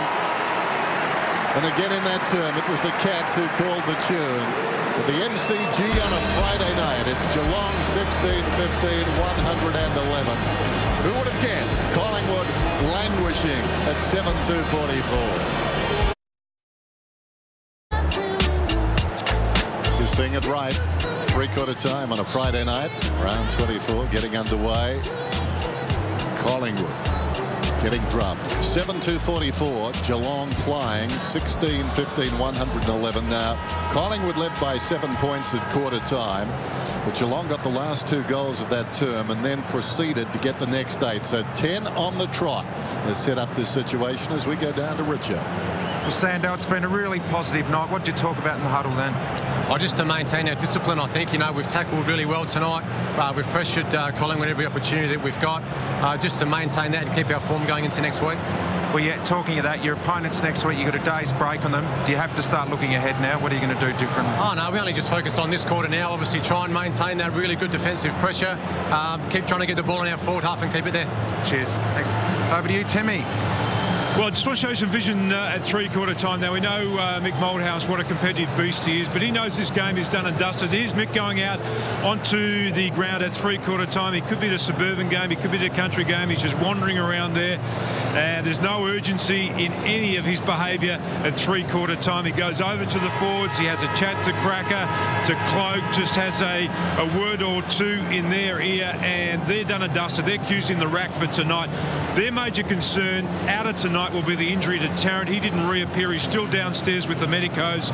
And you've got to remember next week they will play the Eagles, Collingwood, and they've got big forwards, Kennedy, Lynch, Cox, Nat, Nui, Darling. So that will be one to watch during the week, whether or not Tarrant does recover from that injury tonight. Yeah, good on you, Tim. So Michael Malthouse looking quite sanguine there, going across to his star key forward. Yeah, you know the scoreboard, you're 70 points down, but he can't afford to panic his team by yelling and screaming at three-quarter time. You've just got to allow this game to flow on, learn from it, and say, well, this is a bad one. If we don't work hard enough, this is what happens. Obviously, Christensen dropped a good line there. John, a bit of a chuckle as we start this final term. On the ground, Kelly gets it up. Down goes Bartel. They clear the decks as wanting to have a shot at that one was Swan. Nothing doing. Big scramble. Ball went over the top. So did the footy. Off the ground eventually by Kelly. Sends it inside the forward 50. O'Brien scuttles back. Ample time. Goes out wide. Side bottom has to wait. We'll get a free kick. Advantage is paid. Tuvey runs away. Straightens up now. Kicks beyond the wing but poorly. And the bark is juggled out there by Enright. Just the one area of Enright's game, I reckon, at the moment. He's not as confident in the marking. Just a little juggle there, but he's played a big game again tonight. One thing, Tom, I mean, maybe it's because of perception's a funny thing when you're a long way. In fact, Geelong haven't looked slow tonight, and that's been a bit of a, I reckon, a bit of a knock on them the last couple of years here at the MCG. I think certainly the work of obviously Christensen and Menzel and Duncan and these younger players, they look quick already, but the senior players have also moved the ball. It's been ball speed as much as anything else. Gee, Wellingham, sorry Tom, almost stripped by Menzel.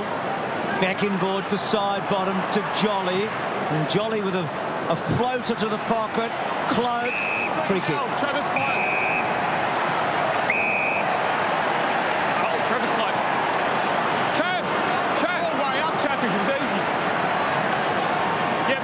Oh. So, against Milburn. Just the hold. Well, this is good practice for Cloak too. I mean, he talked about winning a match after the siren. That was his dream at half-time when he was going through the routine. So he's missed a couple tonight. It's not a terrible kick, but he'd love a goal or two in the last quarter. Just want to take something out of the match, don't you? I mean, you've had a magnificent year. They've won 20 matches. They've never done that before at home and away. Best percentage of all time in 22 rounds. Though that's taking a bit of a shellacking tonight, but it'll still be the best at the end of it. You want something out of it. We used to call them confidence pills in games like this. Just get a hand on the footy, feel good about yourself out there. West, Johnson, now Kelly. Got plenty of the football the longer this game's gone. He misses his target, though. It runs beyond Ottens, taken by Reid. Slips a hand pass to Goldsack. Goldsack sends it down towards half forward. Pendlebury being held. So Pendlebury gets the free kick. Advantage is taken by Blair. Kicks inside the forward 50. Good defence by Milburn. Knocked it away from Cloak. Under pressure. Hooks it around the corner. Well stifled down there. Mackey's hand pass effective then. Hunt to midfield, waiting for it. Chapman. Chapman looks across the ground. Running to open spaces, Ling, the skipper. Ling goes short. Demanding the football, Burns. Precision build-up. He's the late inclusion, Burns, as a sub. Stokes not playing. I asked what was his problem before the match, and it was general soreness, so he'll be right next week. Johnson! Almost. Christensen goes back to Varco and gets the goal. They've both been so good tonight, that pair.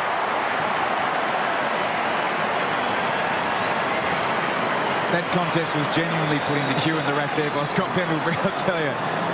Great player, but Joffa's not happy I about think it. he's thinking about going home. He never goes home, but I think tonight he's thinking about it. Should I go home before the final sign? Tell you one other thing about Geelong tonight. They seem to be moving to be using the ball really quickly over the mark. I mean, they're just playing. They're not holding on to the footy. They're seeing an option. They're using it quick. So the Collingwood defence never gets set. Oh, he's a nice player, Travis Varco. Nice goal around the body.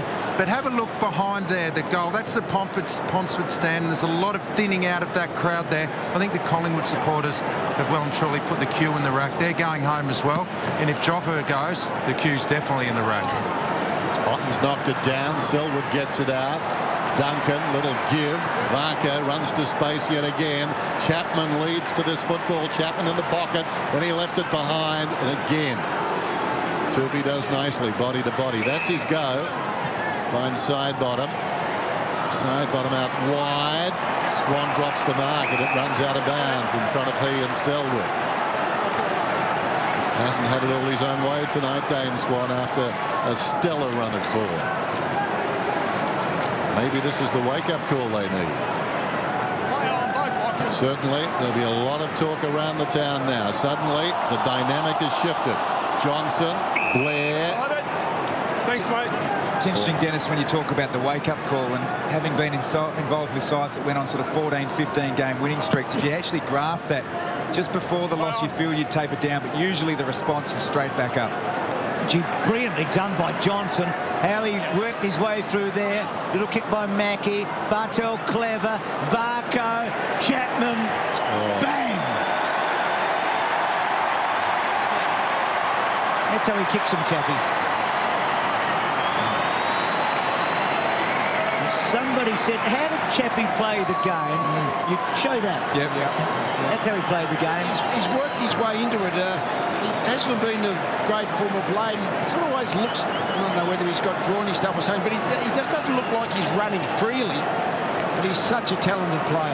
3 goals in his last 6 matches only, Lee. So a couple tonight's good, isn't it? Yeah. I mean, this is Collingwood, you know, may put the queue in the rack, but this is helping Geelong. They're going to feel good next week.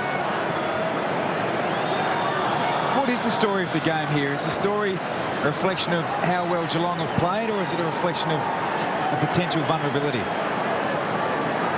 It's a good question. I think it'll be more about the fact that Collingwood will, it means nothing to Collingwood and they'll bounce back. I think that's what most people think tomorrow, don't you?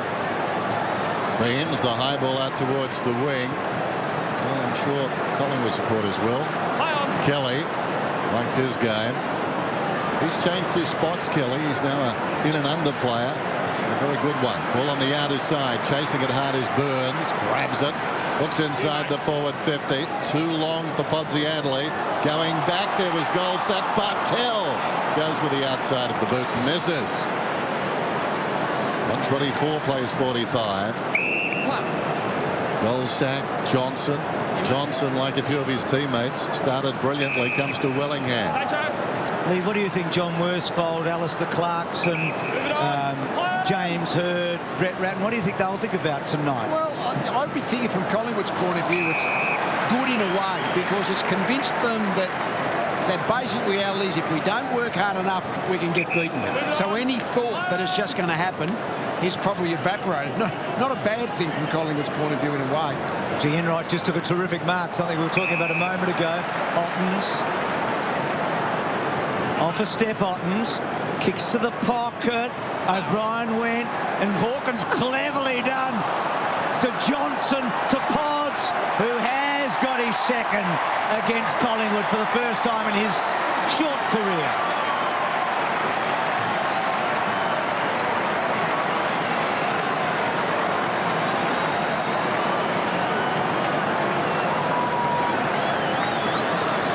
The AFL will ever scrap the final round, Lee? It's a funny round at times. I mean, now Goldsack's at the wars. Well, you scrap the final round, then the second final round becomes a final round. I'm with you. You sound like Einstein, Lee.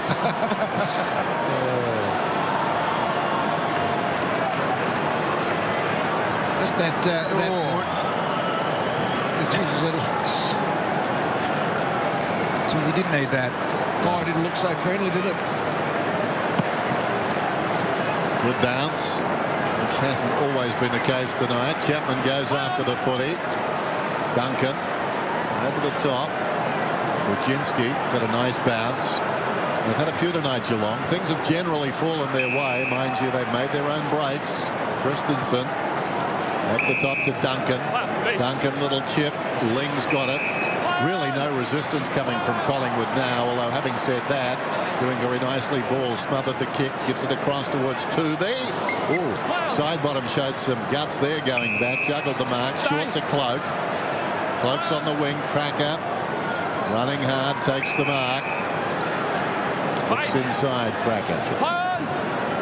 Eventually comes back to side bottom.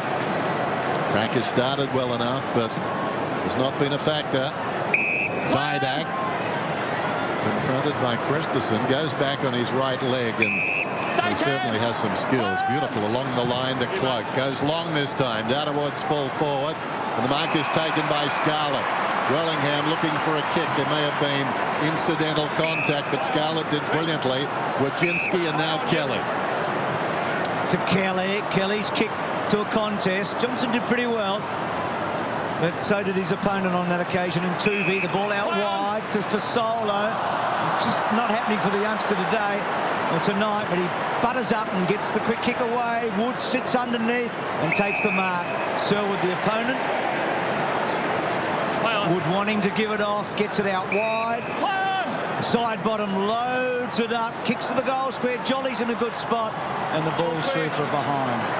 It's all sorts of little bits and pieces. Goldsack going down the race. We've seen 3 or 4 Collingwood players do that tonight. Johnson, Tarrant, Cloak, and now Goldsack. A lot of them in the back half too. Nick Maxwell declaring that half-time he'll be playing next week. We know that Heath Shaw will be back. There's their kicking practice, Dennis. Yep. See, that's a great kick. Now Hawkins. The margin currently at 84, so that's a record for a loss in round 24. More to come. Over the top, Varco Johnson goal. Don't need to practice anymore, Tommy. End to end. Working nicely. Made a claim with the first one. Tried a few different ones, long up the guts, and you reckon they'll settle on the one round the boundary now? Yeah, no more points. You watch. Well, Tommy, you and Lenny worked out how to actually stop the Collingwood press, and so did Geelong. They've only been in there 30 times. If you only go into your inside 50 30 times, you don't have to make much trouble getting it out. It's a remarkable stat. So 30 inside 50s against. They average 63 Collingwood, so the differential is just unbelievable. View of the numbers in it. You see that the wider Guernseys, that's the Geelong obviously, but so many Guernseys they got free once they got their first kick outside 50. The Collingwood defensive mechanisms, their defensive zones, their tackling pressure, just been woeful tonight. Yeah, it has. There's no two bones about it. Watching them play, they've been so ballistic this year, and their frenetic approach to the football, it just hasn't been there tonight. Last time a team kicked more than this against them was round 708 Hawthorn, so we're going back a long, long way. And Geelong's biggest win ever over Collingwood is 88 points. So all sorts of records have been established here tonight, not the ones we expected. Chapman, long ball forward. Johnson maybe held on to over the line and the boundary throw-in. Well, just to pick up on some of those numbers, Bruce, in the round 8 game, Geelong had the ball inside their forward half for almost 20 minutes more than Collingwood. That was Collingwood's worst result in 2 years. And a differential inside 50 of 20, that was their worst result in 2 years. And right now the inside differential is 30, so they're going to surpass that again. I tell you what, the other thing as West goes forward, Lee, Collingwood have found it hard to score against Geelong this year. They scored 62 early on in the year. Yeah. Now their other lowest score for the year is 89, so 62 in round 8, and now tonight at the moment 46. So you feel if they do play one another in the finals, that would only happen in a prelim or a grand final, that Cats would fancy themselves. Yeah, they've stopped them twice. Didak on the outer side, goes down towards half forward like a basketballer. Mackey tries to control it. Dawes, well, he was outnumbered and on the ground. Not a good combination. Short one came from Mackey to Chapman. Now Kelly just knocking up, getting possessions. Kelly up to 25 now. Runs to the wing, jabs it in short, full-chested. Hawkins takes the mark. Looks inside the 50, then goes short to Selwood. Selwood about 75 metres out. Collingwood with a lot of guys back. So the short one is marked by Menzel right on the 50. He's kicked 5 goals tonight, the youngster from Centrals. Move it on. We talked about him prior to the game. Just felt he was in the mix, brought back at a very important time of the year, and he snatched his opportunity off hands and a behind. So Collingwood are going to lose just to one team this year. Yeah. And the last time that happened actually was against Collingwood in 1915, believe it or not, Carl. So it's just a crazy situation that we've got coming into the finals.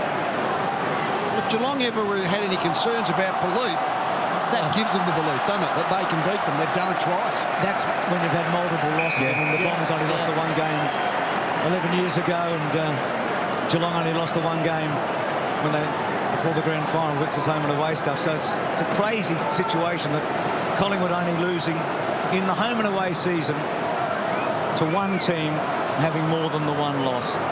Mark taken by Blair. See what selection's going to be interesting next Thursday night for these two teams, isn't it? Side bottom forward to Didak, goes back to Pendlebury. Then to Beams, who runs the outer boundary line, looking down towards half forward. Set up for Ottens, though. Well, it clears him. Now it's a foot race back. Scarlett comes across on the angle to help his less nimble teammate out. Christensen took his eyes off the Mackie hand pass. Milburn has done okay. He cemented his spot. Ling gave it to Christensen. Top end of the square. That's the centre square. Hawkins is desperately trying to get it out, but the umpire, I thought for a moment, was going to take a dim view of all of that. Swan goes to Johnson. Johnson steps west, slips a hand pass to Pendlebury. Alongside the centre circles, goes out very wide for Solo. Beams. For Solo wants it back. Aware of that. Enright played it pretty well. For Solo still got it. Inside the 50. Shoots. Oh, that's a magnificent goal. Oh, I think the Almighty might have wasted a miracle. Doesn't matter. It's a beauty.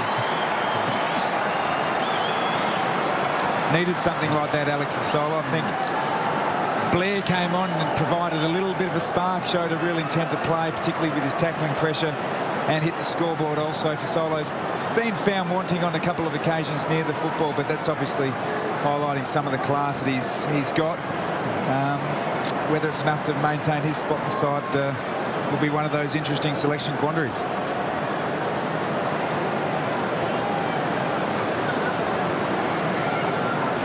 You feel like the two 19-year-olds are probably vulnerable, Sinclair particularly, but for Solo, and he probably needed a little bit of magic late, as you said, Tom. He's scored goals in 10 of the 11 matches he's played in, got 5 against the Bombers on this ground when they trailed by a long way that day. Menzel with the one hand, side bottom to Goldsack, and then Goldsack down the line, good kick, and Mark taken by Fasolo, so got a bit of a spring in his step late. Enright. Is Goldsack the obvious one for Maxwell? I mean, depends on Tarrant a bit. I mean, Goldsack came into the second grand final when they won. Yeah. You almost feel like Maxwell's the Goldsack swap, though, don't you? Goldsack and Tuvey give them their made speed and run off half. I guess when Leon Davis is back, it's different because he becomes the real attacker. And Shaw, yeah. It's a different setup altogether when both those two are available. Chapman did well. Burns' quick kick forward. Side bottom. Back to Pendlebury. Johnson just corralled. Hawkins. Well done. Kelly. And again, I mean, Maxwell has to play the third tall. Yep. You would think. I mean, okay, let's see what happens with Tarrant. But normally you've got Tarrant and you've got Reid, and then Maxwell may be the third tall. I don't think he could be the fourth tall. Giottins just manhandled Jolly. And that ball will be a ball up.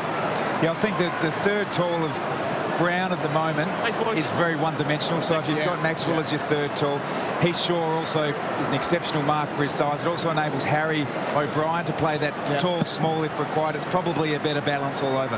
And if Wood doesn't play, Brown plays the second ruckman. Yeah, that's been their standard setup. You wouldn't think they're going to depart from it, even against the Eagles with two really big dominant ruckmen. Those 85,000 big numbers. Fantastic crowd. I mean, Collingwood have already set a record this year for matches over 80,000. Johnson pushing the back. Ben Johnson pushing the back. Johnson pushing the back. Pushing the back. And the AFL have set a record also for the number of 80,000. How many of those 80,000 or 85,000 are here right now, you reckon, Bruce? Half. Yeah. Perhaps. So Sinclair back. If Collingwood were leading 137 to 52, probably 9/10. Swan. Might even get the Collingwood chart going, I reckon. Back to Johnson. Inside to Tuvey. And then that's going to be a goal. Tuvey. Oh, is it? No, it's not. Enright getting back. I reckon it's mostly Geelong supporters left, Tom. I don't think they're going to start up the chant. No, you won't. Don't want to count your chickens just yet, I wouldn't have thought. So the 7th time we've had 80,000 to a match this season. Just while we're talking stats, I've had one buzz through. The largest victory against the #1 ranked side, i.e. Collingwood in this situation, was round 13, 1983. It was Fitzroy defeated North Melbourne by 150 points. Whether that's got any merit tonight, I'm not too sure, but thought I'd join the stat conversation. Given a good one. So 137 to 52. Gee, what a difference it would be if it was Collingwood 137 to 52. Yeah. Everyone would have Geelong going out of this competition in straight sets, wouldn't they? There's definitely a story attached to the end of this game. Kelly, sweeping hand pass into the path of Duncan. Sinclair letting off the line of the footy. Varco did well. Duncan slips a hand pass away, still running Geelong's way. That's in the back. Beams will get a free. Chapman over the top. So Beams coming up for possession 25. And as we said, 14 of those in the opening term. Collingwood conceded some late goals in that first quarter after they were dominant. Controlled the footy. Geelong got the last 2 goals of the term and then the first 8 of the second quarter. For only the 3rd time under Michael Malthouse. 10-goal term against Collingwood. Close to the boundary line. Jolly. Going to have a kick. Comes across towards Swan. Wellingham seated back to Swan. It worked out okay. Kicks towards half forward. Enright, will he get there in time? No, Cracker gets to the ball first, but it's across the line. Have we seen Wellingham's game? The old one too. Lee Wellingham. Well, I mean, most Collingwood players have had down games. I mean, he's been reasonable. Hasn't been their worst player, but they've had a lot of players that have been, below what they're capable of. Particularly their back half, really. I mean, to have 20 goals, 17 scored against them. I mean, they've had plenty of the footy upfield, Geelong, but they've been cracked fairly easily, their back group tonight, Collingwood. Jolly belts it back, and then Ling belts it forward. Beam's got a bad bounce. Burns. Good handball, Burns. Varco back to Burns. Lovely kick to Johnson.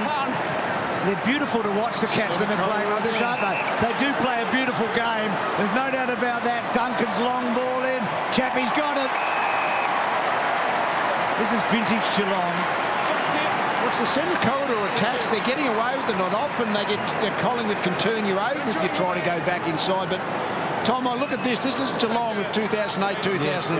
That bringing the ball back inside, flow ball through the middle. That's what worked for them tonight. He'd only kicked 3 goals in his last 6 matches, Chapman, before tonight, which is a low number for him, and he's kicked 3 tonight. That's going to do him a lot of good going into the finals.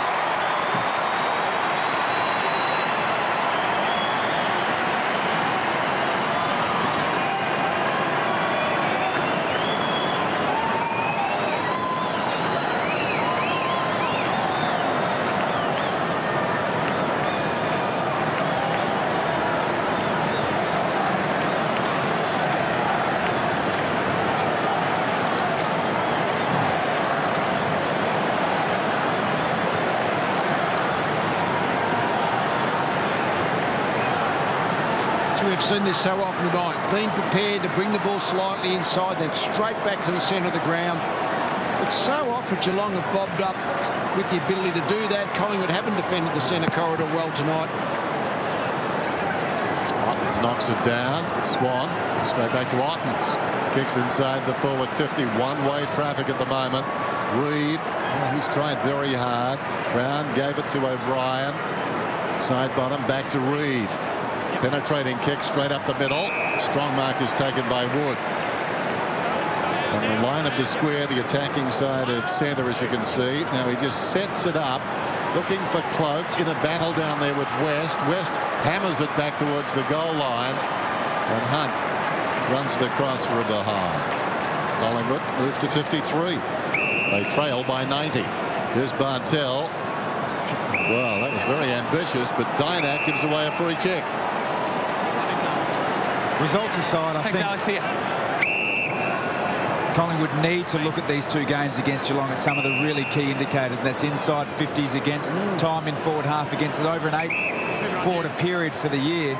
It's an absolute domination by Geelong over Collingwood. They only won that game by 3 points, but the actual indicators of that game were certainly in Geelong's favour, and again, obviously tonight. It's been interesting in their rivalry over the last 3 or 4 years. They've played in 3 of the last 4 prelim finals. There've been a lot of one-sided matches, haven't they? I mean, the last 2 prelims have been big wins to either team. We talked about that upset when Collingwood beat Geelong in the middle of the year in 2008, I think it was. So we've had some cracking big wins. Christensen is such a big part of this win tonight in the early stages where he kicked his 3, kicks the ball back inside your cloak. He'd make a good defender, wouldn't he? Back to Swan.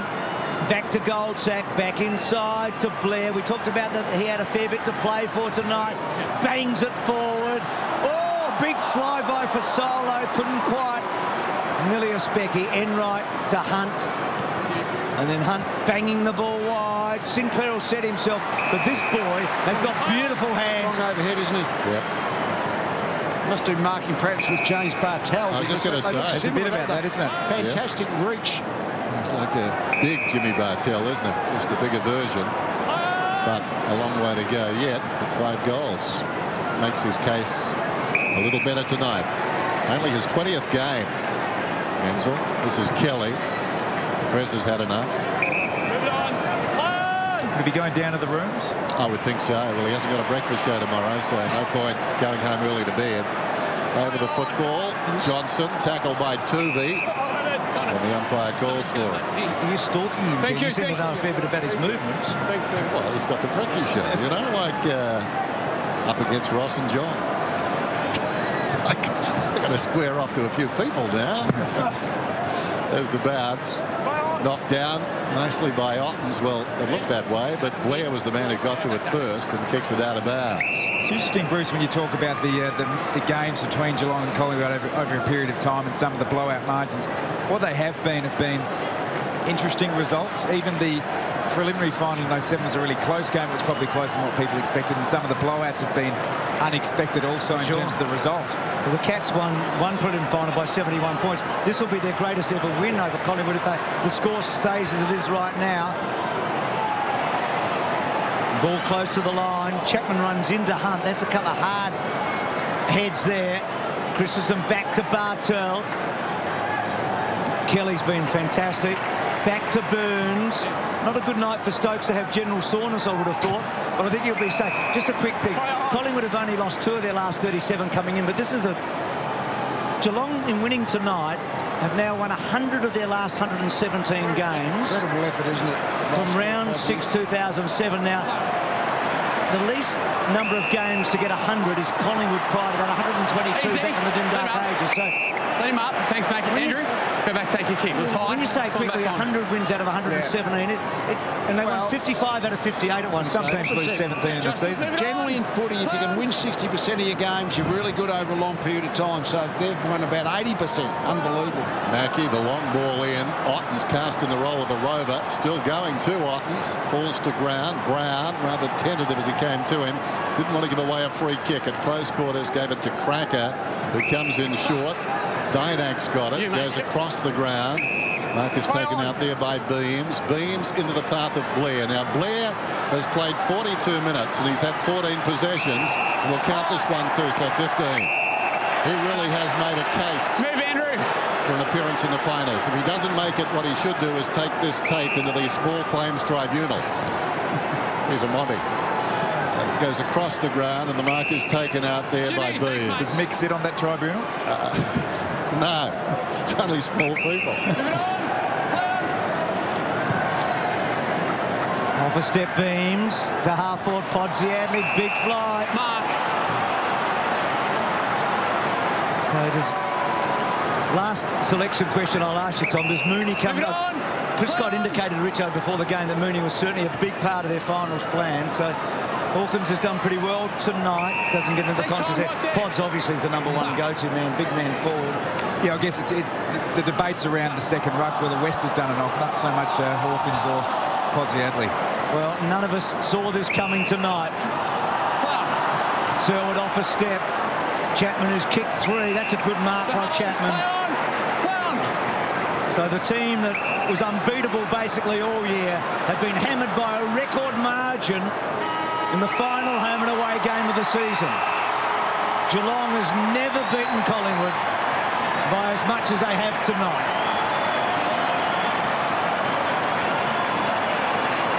Just make sure you go in a straight line. Maybe the season hasn't been turned on its head, but you feel like something's changed here in 2 hours of football. And Wojcinski, well, can you get any more icing on the cake? I doubt it.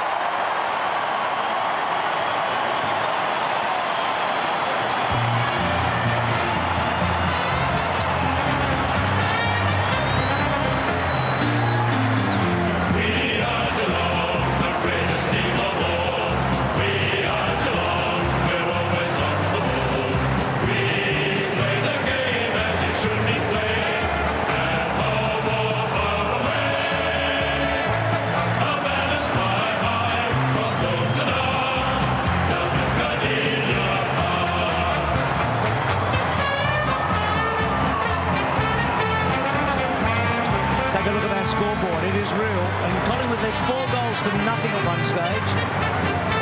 So 22 of the last 26 goals going to the Cats. The coach, the president, 85,000 people here tonight. Men's will kick 5.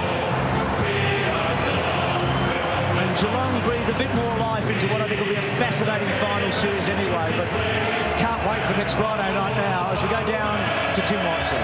I hear with Daniel Menzel, congratulations on your 5 goals. I mean, that was a comprehensive performance tonight. It was.